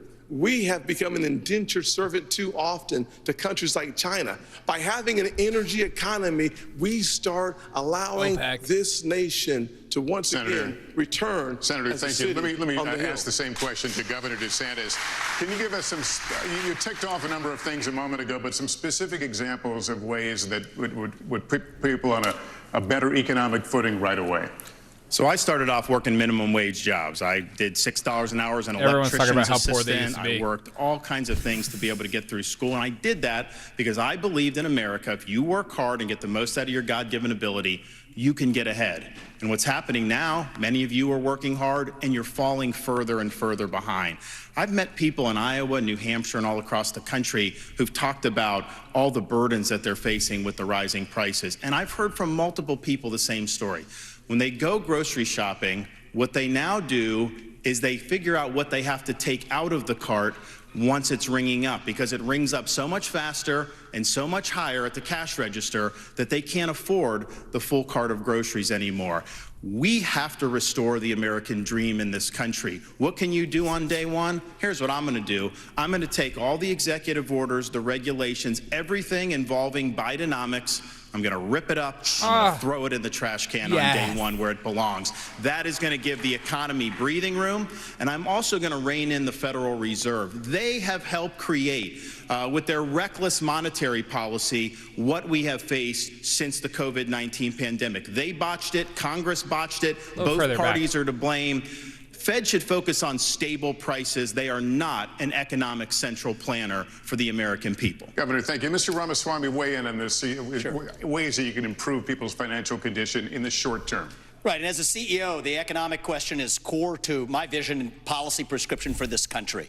Increase the supply of everything. It's the law of supplies and demand. Increase the supply of energy. That brings down the cost of energy, grows the economy. Drill, frack, burn coal, embrace nuclear. Increase the supply of labor in this country. Stop using our taxpayer money to pay people more to stay at home instead of to go to work. Increase the supply of housing. People don't talk about this one in the Republican Party. The land use restrictions are constricting the supply of housing. That's making housing more expensive for ordinary Americans across this country. So that's the true answer. And I think it takes a CEO in the White House who actually understands this to get this done. Because Americans at home, You've never been a politician before. You don't understand Prices anything. are going up. Interest rates and mortgages to buy your home are going up. But wages have remained flat. That's the hard diagnosis for our economy. And this is about more than just our economy. I say this as a member of my generation. I'm 38 years old. I'm the youngest person ever to run for U.S. president as a Republican. The reason my generation has lost our sense of national pride, in part, is because people in my generation feel like the American dream isn't available to them. And part of the reason why is we've burdened them with four-year college degrees that did not serve their head start on the American dream. People will be more proud of a country if we're all making more money in that country. This is how we revive national pride and our identity, and it will take a CEO in the White House with zero-based budgeting, by the way, to take on the federal debt to get this job done. Let me turn to Governor Christie on that. Well, look, why are you talking about him? Part of the entire premise of the question, and I agree with Tim on this, is absolutely energy is the key to this because it drives every one of those other prices. You know, now food gets to your grocery store, it gets trucked. And those truckers have to pay for fuel, for the higher fuel prices. That's how it happens? Go ahead and you tell I'm learning people, so much. We are going to unleash every bit of American energy, every bit of its potential. What happens in the futures markets? The prices go down because those people who are believing that the Biden program will continue are the ones who are bidding this up. And let me tell you the other place that's bidding it up, in the Middle East. And so if you don't believe that making sure that Israel and that Israel situation that's going on right now isn't resolved and resolved quickly as President of the United States and bring stability back, that will also not permit countries like Saudi Arabia and others to be able to jack their prices as well in what they say is in response to a crisis, when it's really what it's in response to is putting more money in their pockets. When they have an American president who knows that Israel must be defended not with humanitarian pauses and not with suggestions for ceasefire, but with letting them know we will supply them with everything they need, that will also bring stability to the market. Energy is the key to bringing this down. It's what every American family needs when they turn on their lights, fill up their car, and go to the grocery store. And we need to do that first and foremost. That's the short-term answer. Governor Christie, thank you. Ambassador Haley, let me come at this from a slightly different direction. Americans in rural communities are being especially squeezed by inflation right now. An Iowa State University study found that last year inflation cost rural households about an extra $5,000. How would you specifically help rural Americans who are suffering right now, Ambassador? Well, I'm a product of rural America. I grew up in rural South Carolina, and I can tell you what we're seeing now in America is the rich are getting richer and the poor are getting poorer. We have to go and start beefing up the middle class, and the first thing I would do is I will eliminate the federal gas and diesel tax in this country. We'll cut taxes on the middle class, but we have to stop this spending binge that's happening by Republicans and Democrats in Congress. I will make sure, one, we I'll go to the war with $500 everyone. billion of unspent COVID dollars that are out there. Instead of 87,000 IRS agents going after middle America, we'll go after the hundreds of billions of dollars of COVID fraud that exist, one out of every $7. We'll stop the spending, we'll stop the borrowing, we'll eliminate the earmarks, and I'll veto any spending bill that doesn't go back to pre-COVID levels. That will cut trillions and allow us to be safe. We also need to be not energy independent, energy dominant. We are blessed with resources, let's do it. But the reason no one should give you a number, Hugh, on the amount of ships in the Navy is because in a few years, our interest expense is going to be more than our defense budget. So no one can give you that number realistically without first tackling what's happening with the financial situation. It would be a false number to give you that. We have got to understand this is a crisis. It is a national security concern. If we don't deal with what's going to happen with that interest expense in a few years, we're going to look like Japan, and we can't let that happen. The strong dollar matters. Ambassador, thank you very much. Kristen. Americans could see their Social Security benefits drastically cut in the next decade because the program is running out of money. Former President Trump has said, quote, under no circumstances should Republicans cut entitlements. Governor Christie, first to you. You have proposed raising the retirement age for younger Americans. What would that age be specifically, and would you consider making any other reforms to Social Security? Sure, and we have to deal with this problem. Now, look, if we raise the retirement age a few years for folks that are in their 30s and 40s, I have a son who's in the audience tonight who's 30 years old.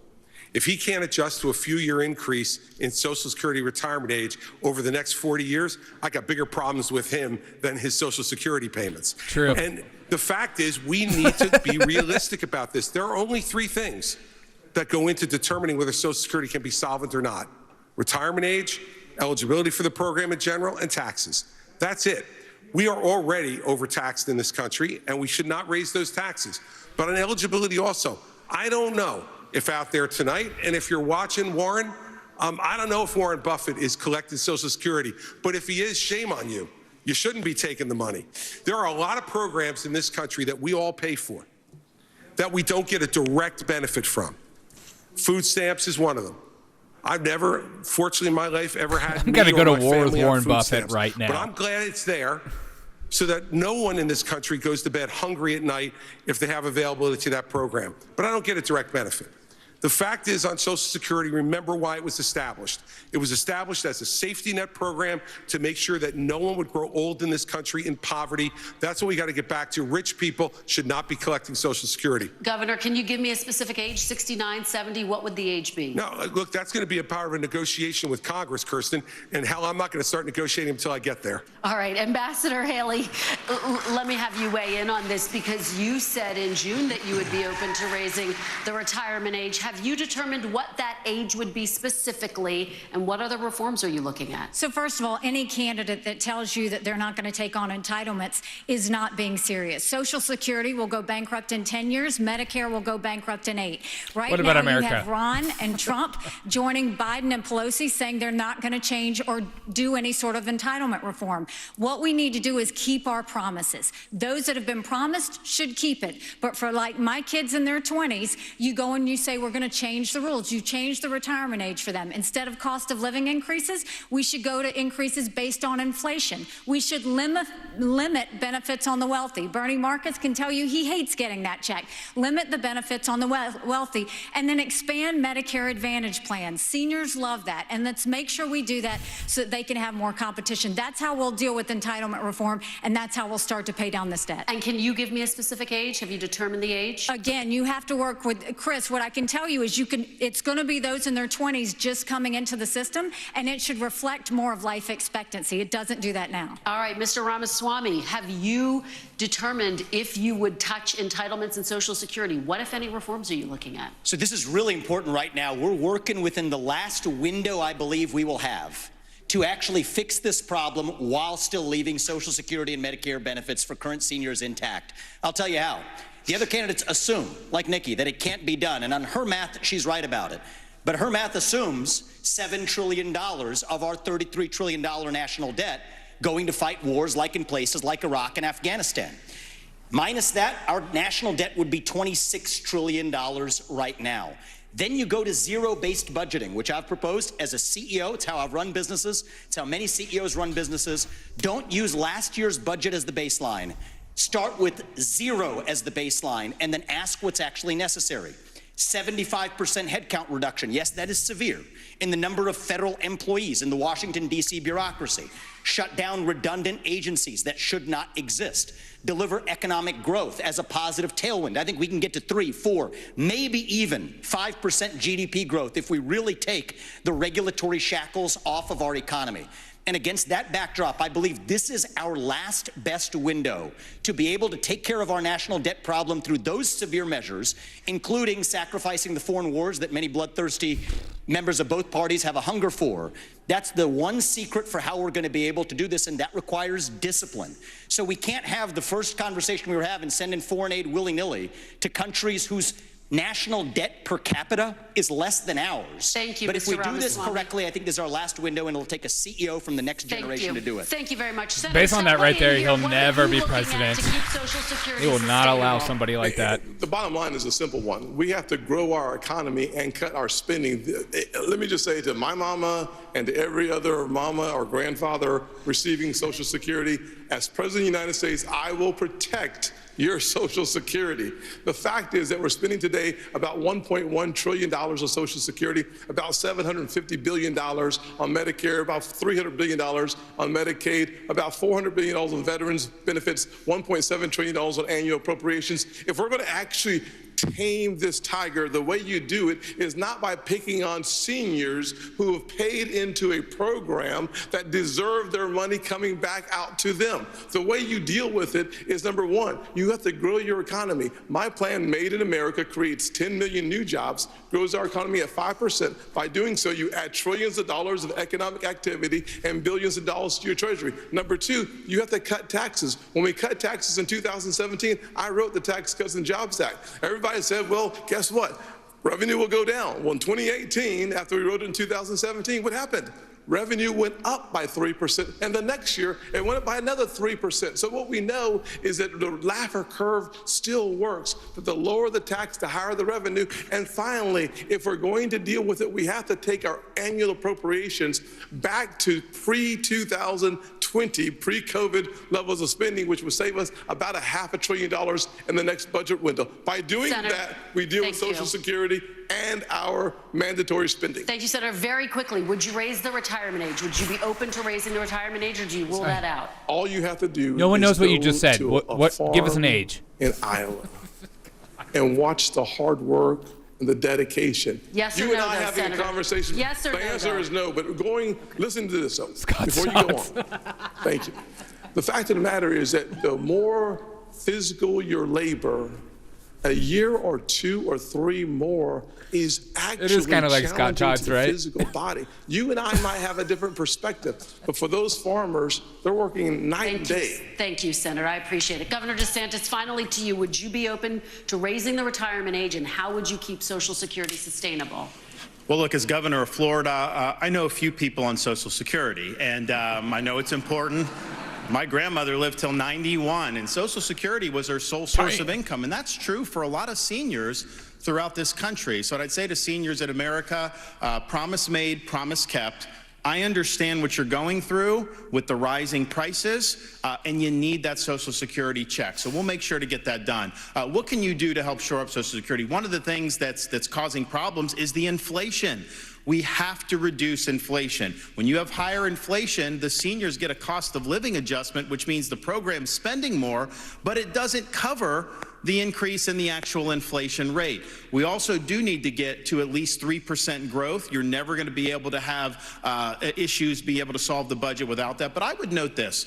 Congress for decades took money from Social Security. Social Security would have more tax revenue than it put out. They would take it and then they'd write an IOU to Social Security. Congress has a lot of dirty hands on this. I'm going to force Congress to stop spending so much money. And you know, one thing we have to do, we talk about the retirement age, is just something that's changed in the last 4 or 5 years. Life expectancy in the United States is declining. So, Governor, in this yes country. or no? Would you raise it? Would you raise the retirement age? When life expectancy is declining, I don't see how you could raise it the other direction. So it's one thing to peg it on life expectancy, but we have had a significant decline in life expectancy in this country, and that's just the fact. All right, Governor DeSantis, thank you. Thank you, candidates. So and we will be right back after a quick break from Miami, Florida. All right, I will also be right back. I will be going BRB, going P. Going P. BRB going P. All right, give me a second. I will keep it going, though. Keep chatting in. Let me know what your thoughts on this debate so far.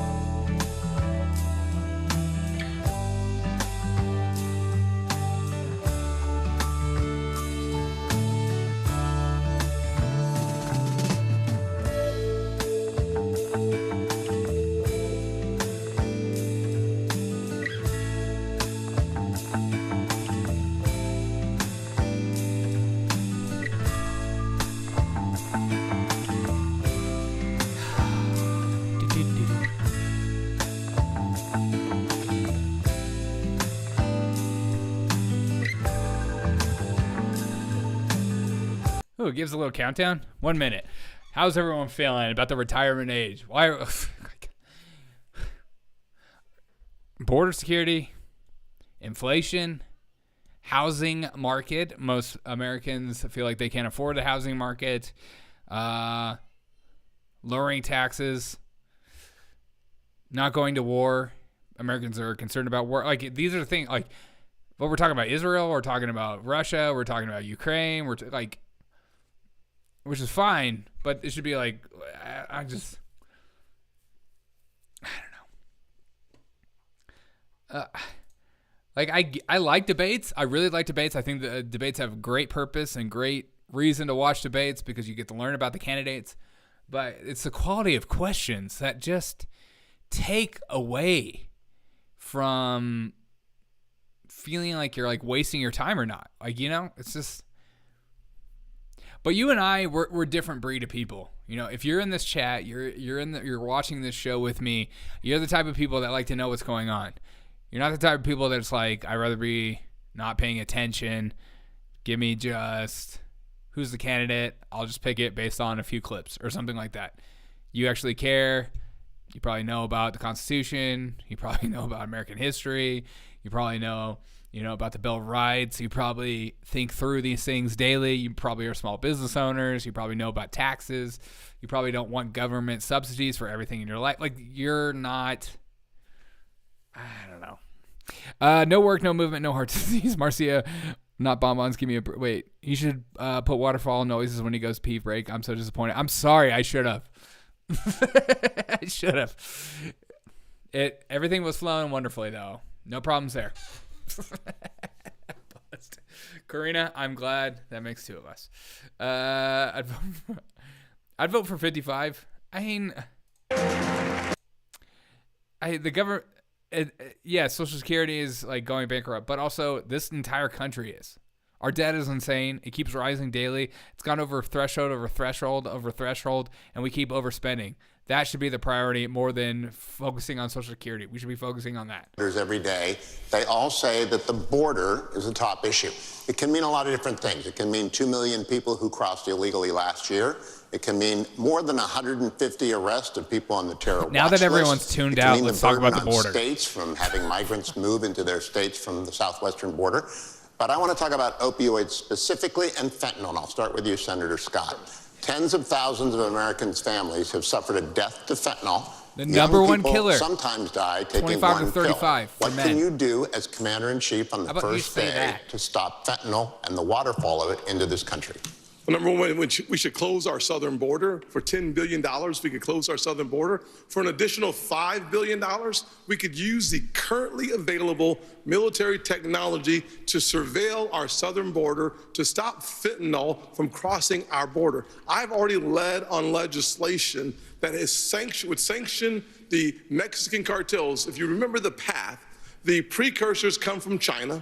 Then they are manufactured in Mexican labs, and then the Mexican cartels bring them across our border. By sanctioning their accounts and eliminating their cash, we starve them of what they need. Number one, closing our southern border makes it nearly impossible to get in. The military-grade technology is a backup, making sure that we not only stop 70,000 deaths in the last 12 months because of fentanyl, it also allows us to deal with the human trafficking travesty that is entering in our country in the same path.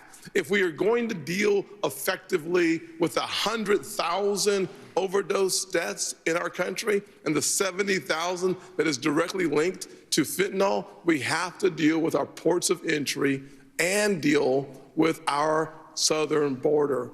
If we do that effectively, we have started reducing the challenge from the outside, and then we have to deal with the challenge on the inside, which seems to be connected to a mental health crisis that is spreading throughout our nation. Governor Christie, Senator Scott just mentioned ports of entry. 90% of the fentanyl that is seized in the United States is seized at ports of entry. We don't know what's coming in across the open southern border.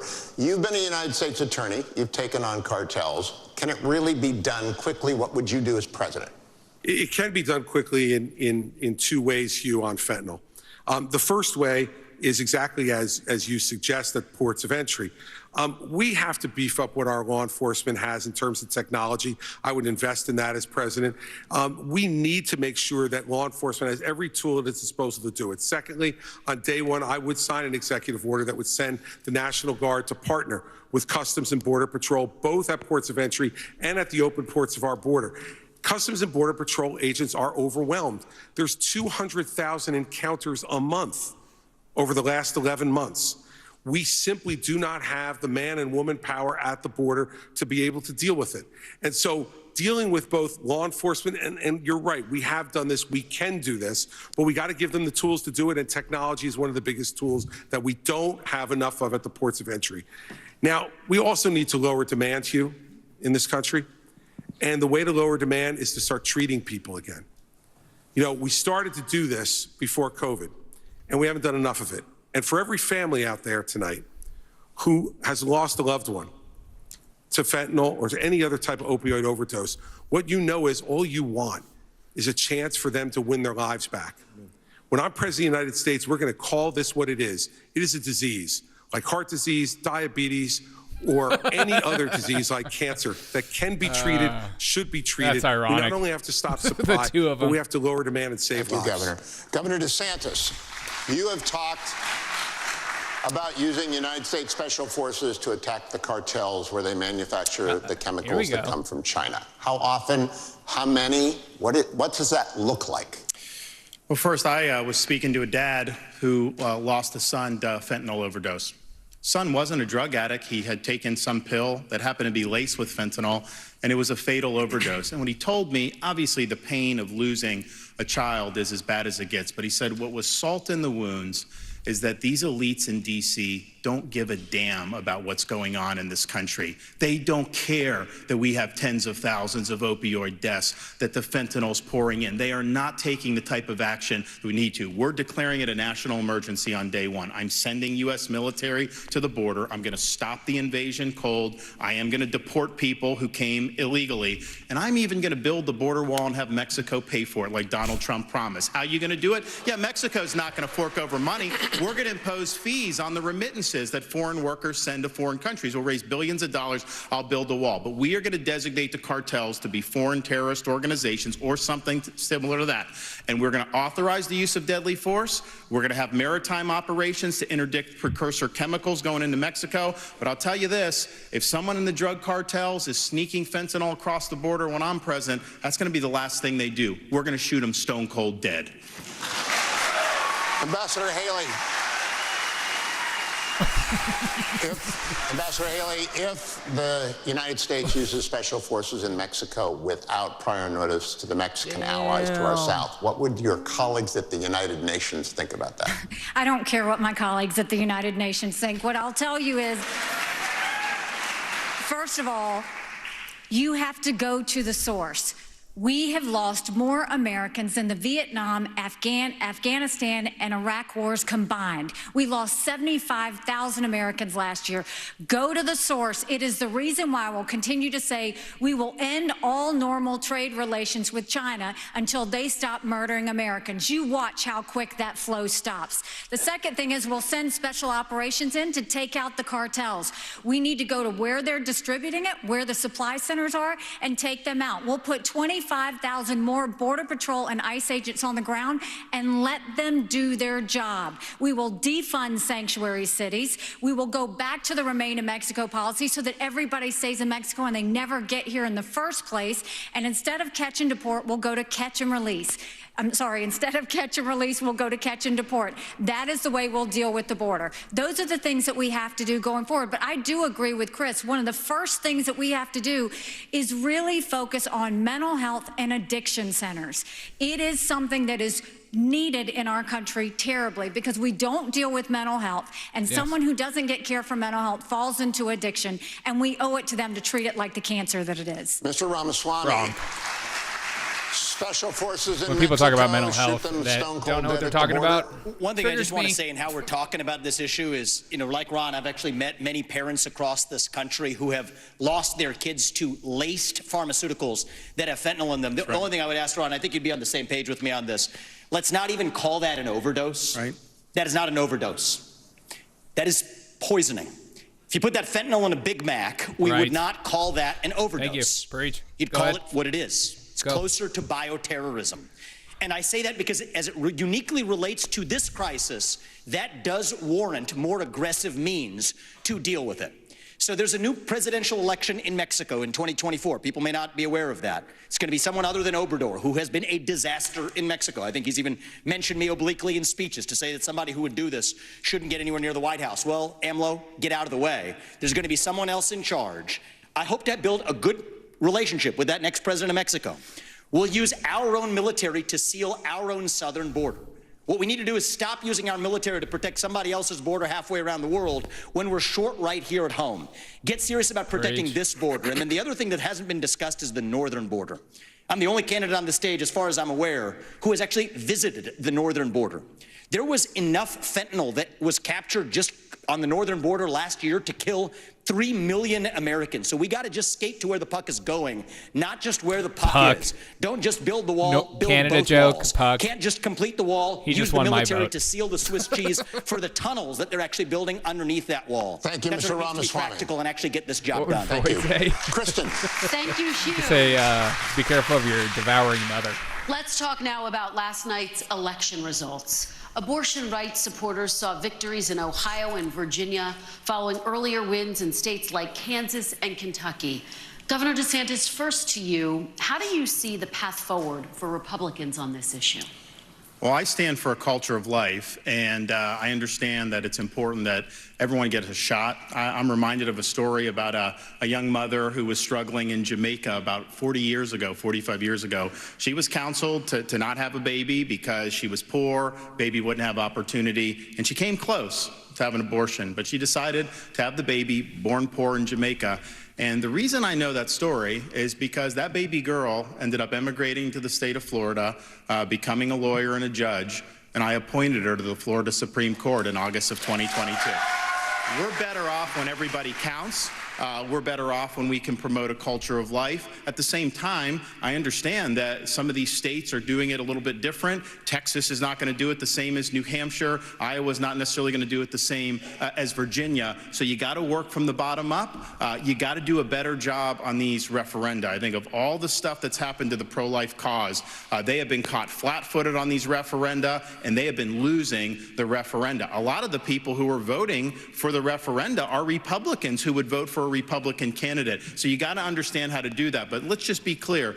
The Democrats have taken a position. They will not identify the point at which there should be any protection all the way up until birth. That is wrong, and we cannot stand for that. All right, Governor DeSantis, thank you. Ambassador Haley, let me have you weigh in. Former President Trump has consistently blamed the abortion issue and how Republican candidates have talked about it for their electoral losses. How do you see the path forward? You know, I've said it before. I think you have to be honest with the American people. This is a personal issue for every woman and every man.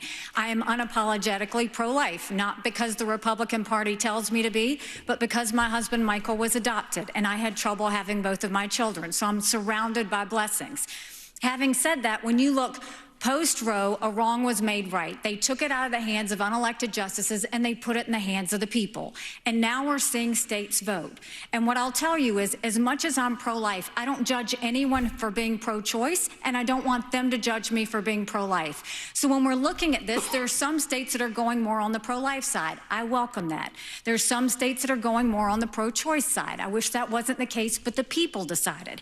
But when it comes to the federal law, which is what's being debated here, be honest, it's going to take 60 Senate votes, a majority of the House, and a president to sign it. So no, we haven't had 60 Senate votes in over 100 years. We might have 45 pro-life senators. So no Republican president can ban abortions any more than a Democrat president can ban these state laws. So let's find consensus. Let's agree on how we can ban late-term abortions. Let's make sure we encourage adoptions and good quality adoptions. Let's make sure we make contraception accessible. Let's make sure that none of these state laws put a woman in jail or give her the death penalty for getting an abortion. Let's focus on how to save as many babies as we can and support as many moms as we can, and stop the judgment. We don't need to divide America over this issue anymore. Thank you, Ambassador. Senator Scott. Senator Scott, I'd like you to weigh in. How do you see the path forward, and what do you make of what Ambassador Haley just said? Do you see this as a consensus issue? Well, I'm 100% pro-life. I have had 100% pro-life voting record. I would certainly, as President of the United States, have a 15-week national limit. I would not allow states like California, Illinois, or New York to have abortion up until the day of birth. I certainly wouldn't not allow for governors, former governor, Democratic governor of Virginia, who talked about infanticide. We need a 15-week federal limit. 3 out of 4 Americans agree with a 15-week limit. 47 out of 50 countries in Europe agree with a 15-week limit. I would challenge both Nikki and Ron to join me at a 15-week limit. It is in our nation's best interest, and frankly, I think it's unethical and immoral to allow for abortions up until the day of birth. We have an opportunity in this nation to stop that reckless behavior from states like California, New York, and Illinois. I'd go a step further. In my parents' plan, we start by talking about funding, block granting resources to crisis pregnancy centers. We should support adoption. There are a number of ways that we can say to the expectant mother that we stand with you. We should not only be pro-life before the child is born, we should be pro-life after the child is born just as much. Senator Scott, thank you. Ambassador Haley, your name was invoked. Would you support a 15-week federal limit? I would support anything that would pass because that's what would save more babies and support more moms. But you have to be honest with the American people, and I appreciate that Tim keeps calling me out for this. But Tim, there was a bill last year. Lindsey Graham sponsored it. You didn't even co-sponsor the bill. And then when you first were interviewed on this, when you ran, you wouldn't even say you were for 15 weeks. What I'm saying to the American people is, let's see what we can agree on. Let's bring people together and decide what we can agree on. I will sign anything where we can get 60 Senate votes, but don't make the American people think that you're going to push something on them when we don't even have the votes in the Senate. It's important that we're honest about that. Let me go to Mr. Ramaswamy. Would you support a 15-week federal ban, and what is the path forward on this issue? I just wanted to say, I mean, I think Nikki Haley did invoke being honest, and I at least want to give credit to Tim Scott. He's honest about where he stood, and I think you should be honest, not making a political calculus, but to say, if a bill is served up, would you sign it? He's got his Here's back. my view on this. Speaking as a man, they say men have trouble speaking on this issue. I don't think we need to be that way. It was my home state of Ohio, I'm upset about this, yesterday, that passed a constitutional amendment that now effectively codifies a right to abortion all the way up to the time of birth without parental consent. Why? It's back to that Republican culture of losing. The Republicans did not have an alternative amendment or vision on the table. I know Ohio. I was born, raised, and I lived there. It's representative of the country. If in the state of Ohio we talked about access to contraception, adoption, and also here's the missing ingredient in this movement, sexual responsibility for men.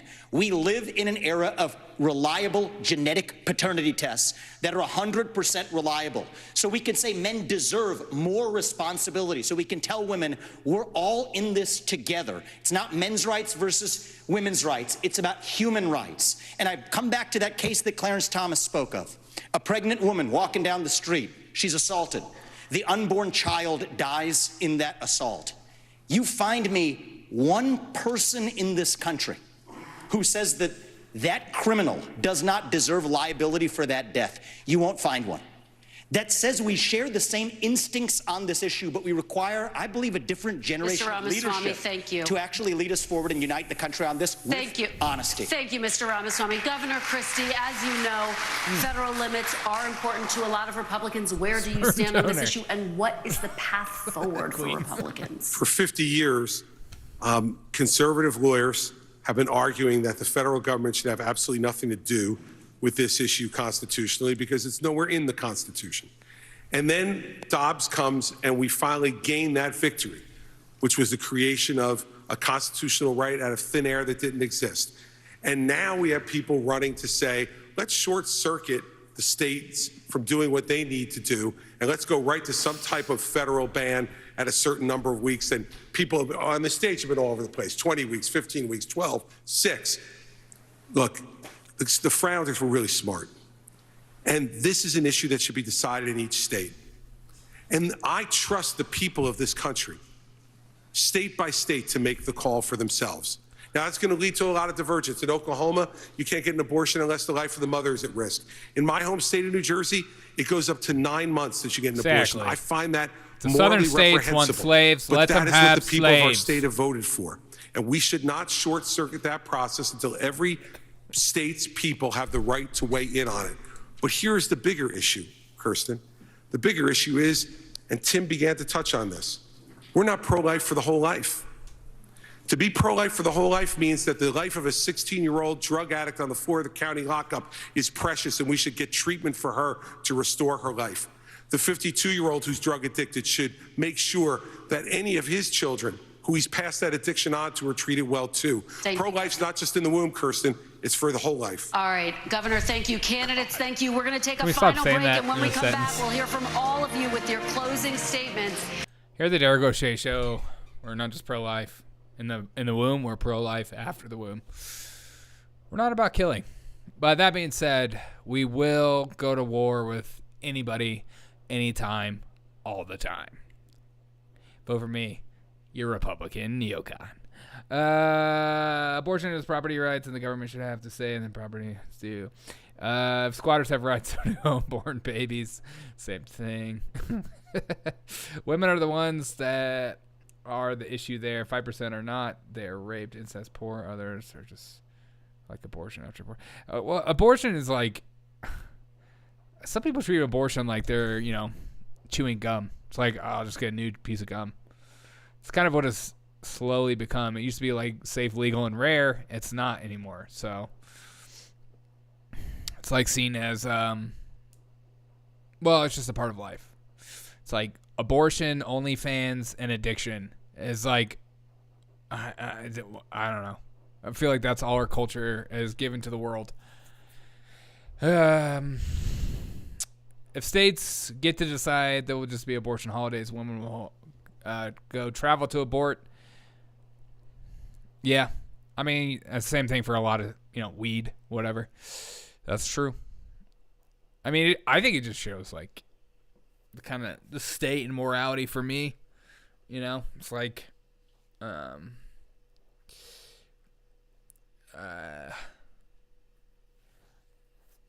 we have an entire culture that doesn't care about life. They see death as,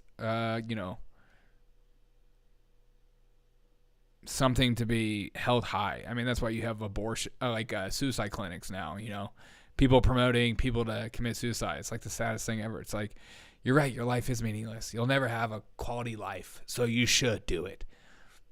Kind of just like, it's just really sad to me. Nihilism. Yeah. Well, of course, you find your truth. You find purpose in death. There's a part of nihilism that is like beautiful, of like not learning not to care, like learning to not care what other people think. I have to do it while I do this podcast.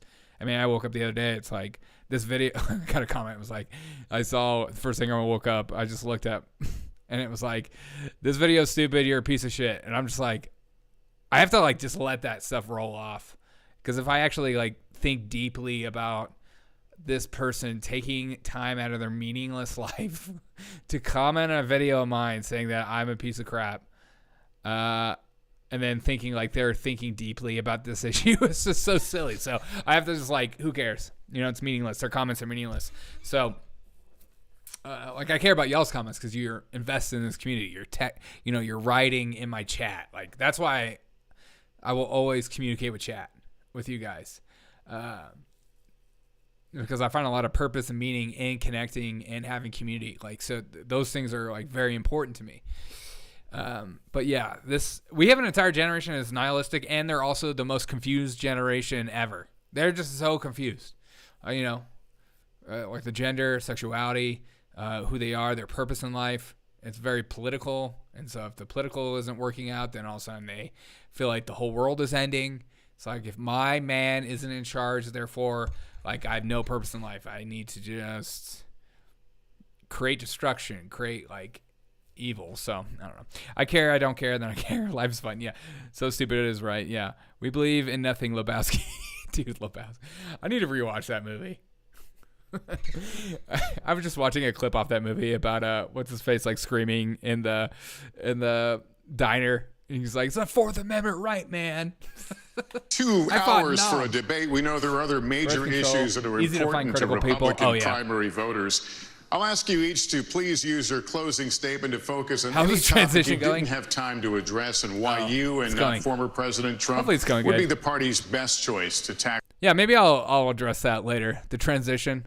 I've been just like thinking about this podcast, and I want to grow. That is growing in our nation, and that crisis is cultural and spiritual. We need a renewal, a great awakening. We should reject the left's valueless, faithless, fatherless society. We should turn back to faith, patriotism, and individual responsibility.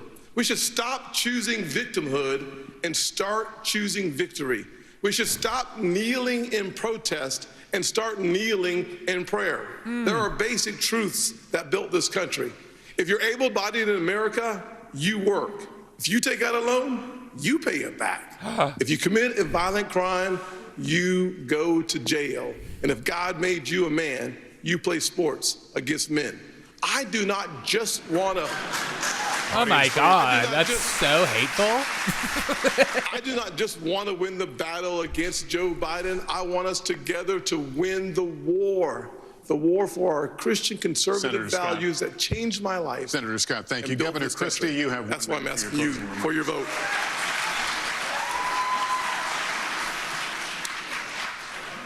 Thank you for hosting tonight. Listen, it's a gift to be an American. And I'm running for President of the United States because I'm tired. I'm tired of seeing the division. I'm tired of seeing the anger. And I could see in the eyes of Americans their exhaustion. Their exhaustion from the petty, personal politics that have taken over this country over the last number of years. I'm running for president to be a president of consequence, to do the big things, to make sure that America's role in the world stays number one, that we stand up for our friends and allies around the world, and we stand up for what we believe in right here at home. And it's not to eliminate our differences. Our differences has always been our strength as a country, not our weakness. But you can't truly say you love America unless you're ready to open up your heart to every American.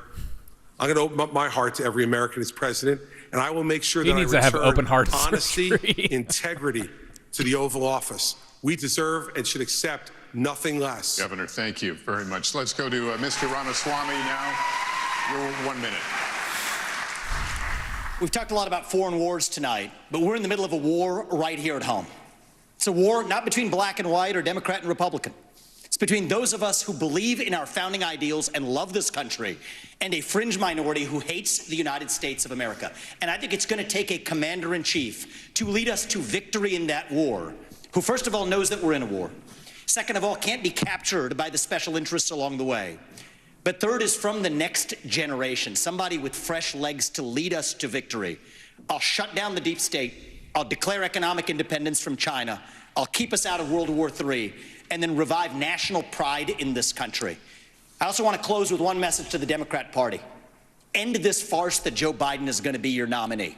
We know he's not even the president of the United States. He's a puppet for the managerial class. So have the guts to step up and be honest about who you're actually going to put up so we can have an honest debate. Biden should step aside, end his candidacy now, so we can see whether it's Newsom or Michelle Obama or whoever else. All right, just Mr. tell us the Ramaswamy, truth so we can have an honest debate. Oh my God. Quit telling us like it is.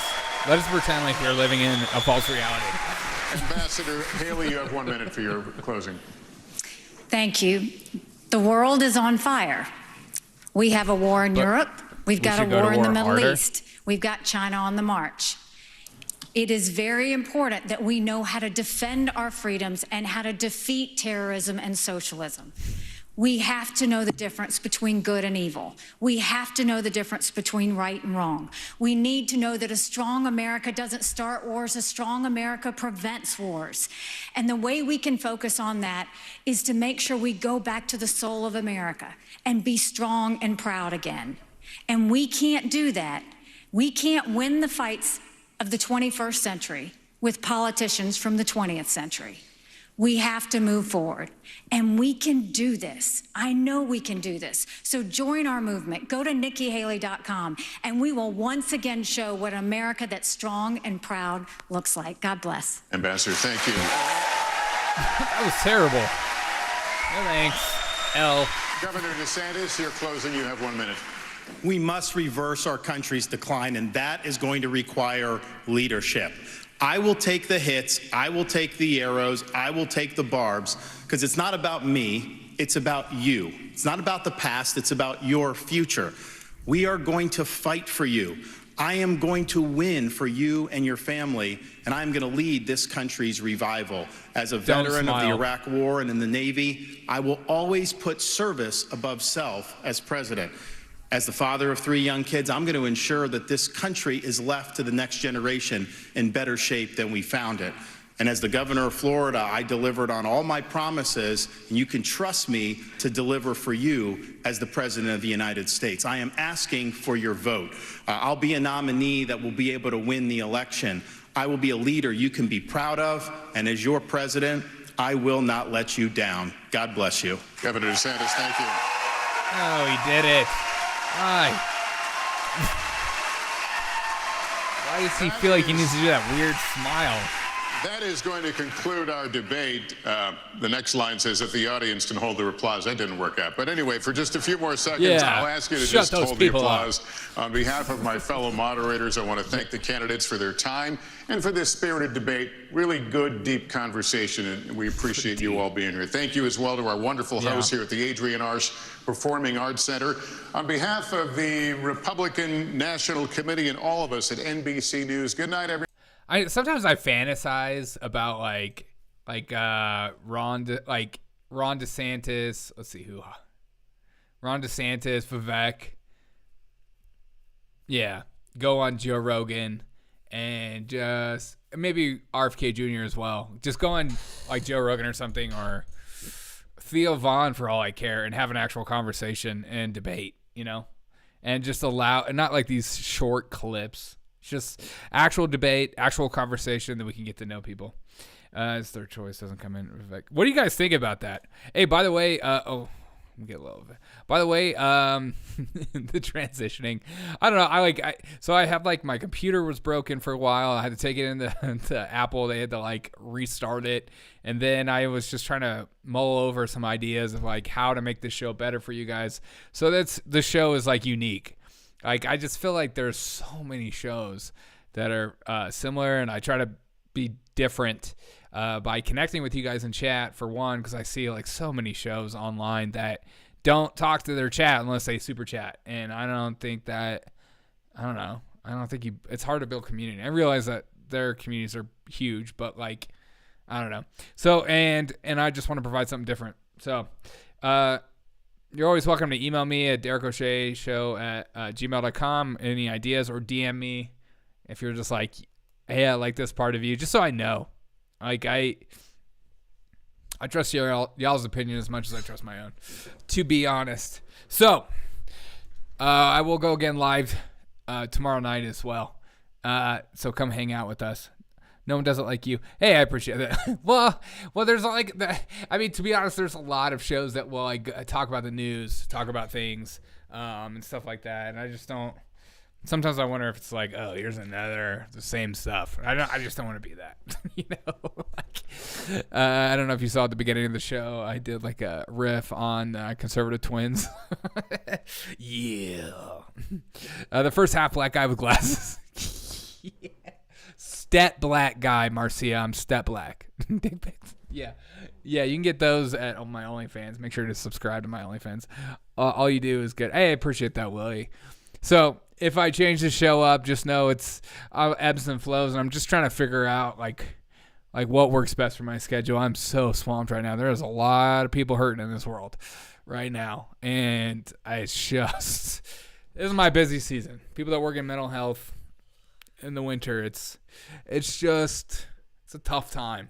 Tough time for most people. Holidays are tough. That's why I like to go live with you guys, just to connect. Florida ain't easy, bro. He's the third choice. I mean, every time Vivek talks, I'm that guy better be in some kind of position of power to keep it going. He needs the momentum. He needs to keep the momentum going. She needs to go away, even though I met her. Maybe one day I'll share a picture of me and her standing next to side by side together. I didn't know very much about politics at the time. I just thought, I get to go hang out with this hot Indian woman when I was in high school.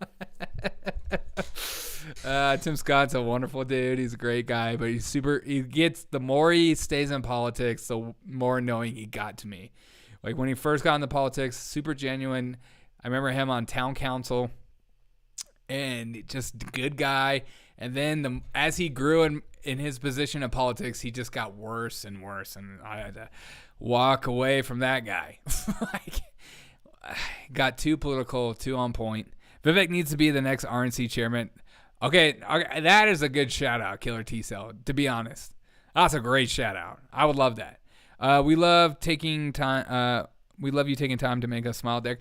Hey, Queen, I love doing this show. I love having fun. This is my coping mechanism. This is my way of getting through life, is connecting with like-minded people like you guys and the community that we have built here.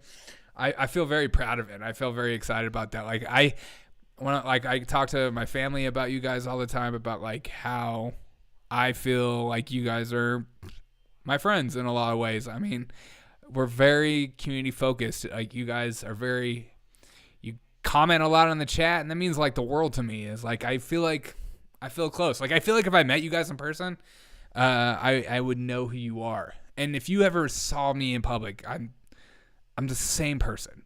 I'm not gonna be some weirdo that you like see. I might be like, oh my God, that's you. But I'm not putting on a show. This is who I am. Scott getting up tight and fake. Yeah, well, Scott, I think, is listening to too many people. That's what happens in politics, right? It's like you get these normal people that like want to make a difference in life. They get into politics, they get excited, they want to make a difference, they feel like they're going to change the world. And then the minute they get there, they start listening to people of like saying like, you know what, people are really enjoying this part of you. And I feel like the thing that people enjoy the most is that if you're genuine, if you're a real person and you're being authentic and you work hard, like these are things that people are like, wow, this is a person I trust. So maybe I should, speaking to myself, Vivek needs to be the friends. Yeah, we're friends. Friends. Yeah, we're friends.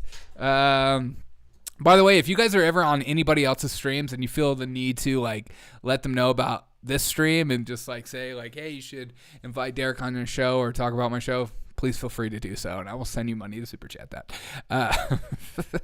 Any help from you guys is help. I hope that we feel like we're an army rather than just like showing up. Because sometimes I feel like I go to shows and I just show up and I'm like, I don't even know if they know who I am. Whatever would you like to call him as I see him? It's not cool. What? We love. Whoa. Raccoons, that one on CNN. Chill quiet. Scott getting up and tight. All right, guys. I've had fun tonight. I hope you've had fun. This is a good 2-hour stream. I feel like we've learned absolutely nothing, per usual, due to these debates, because they're not real debates. They're clips. I wish. Just put them on the stage and let them duke it out. I want to hear. I wish we could have a real debate, or like, I don't know. Let's discuss what a free market capitalistic society would actually look like, and if it was even a possibility in America today. You know, so that would be a fun thing to listen to. They're all better than Biden. Yeah, well, it doesn't take much. It doesn't take.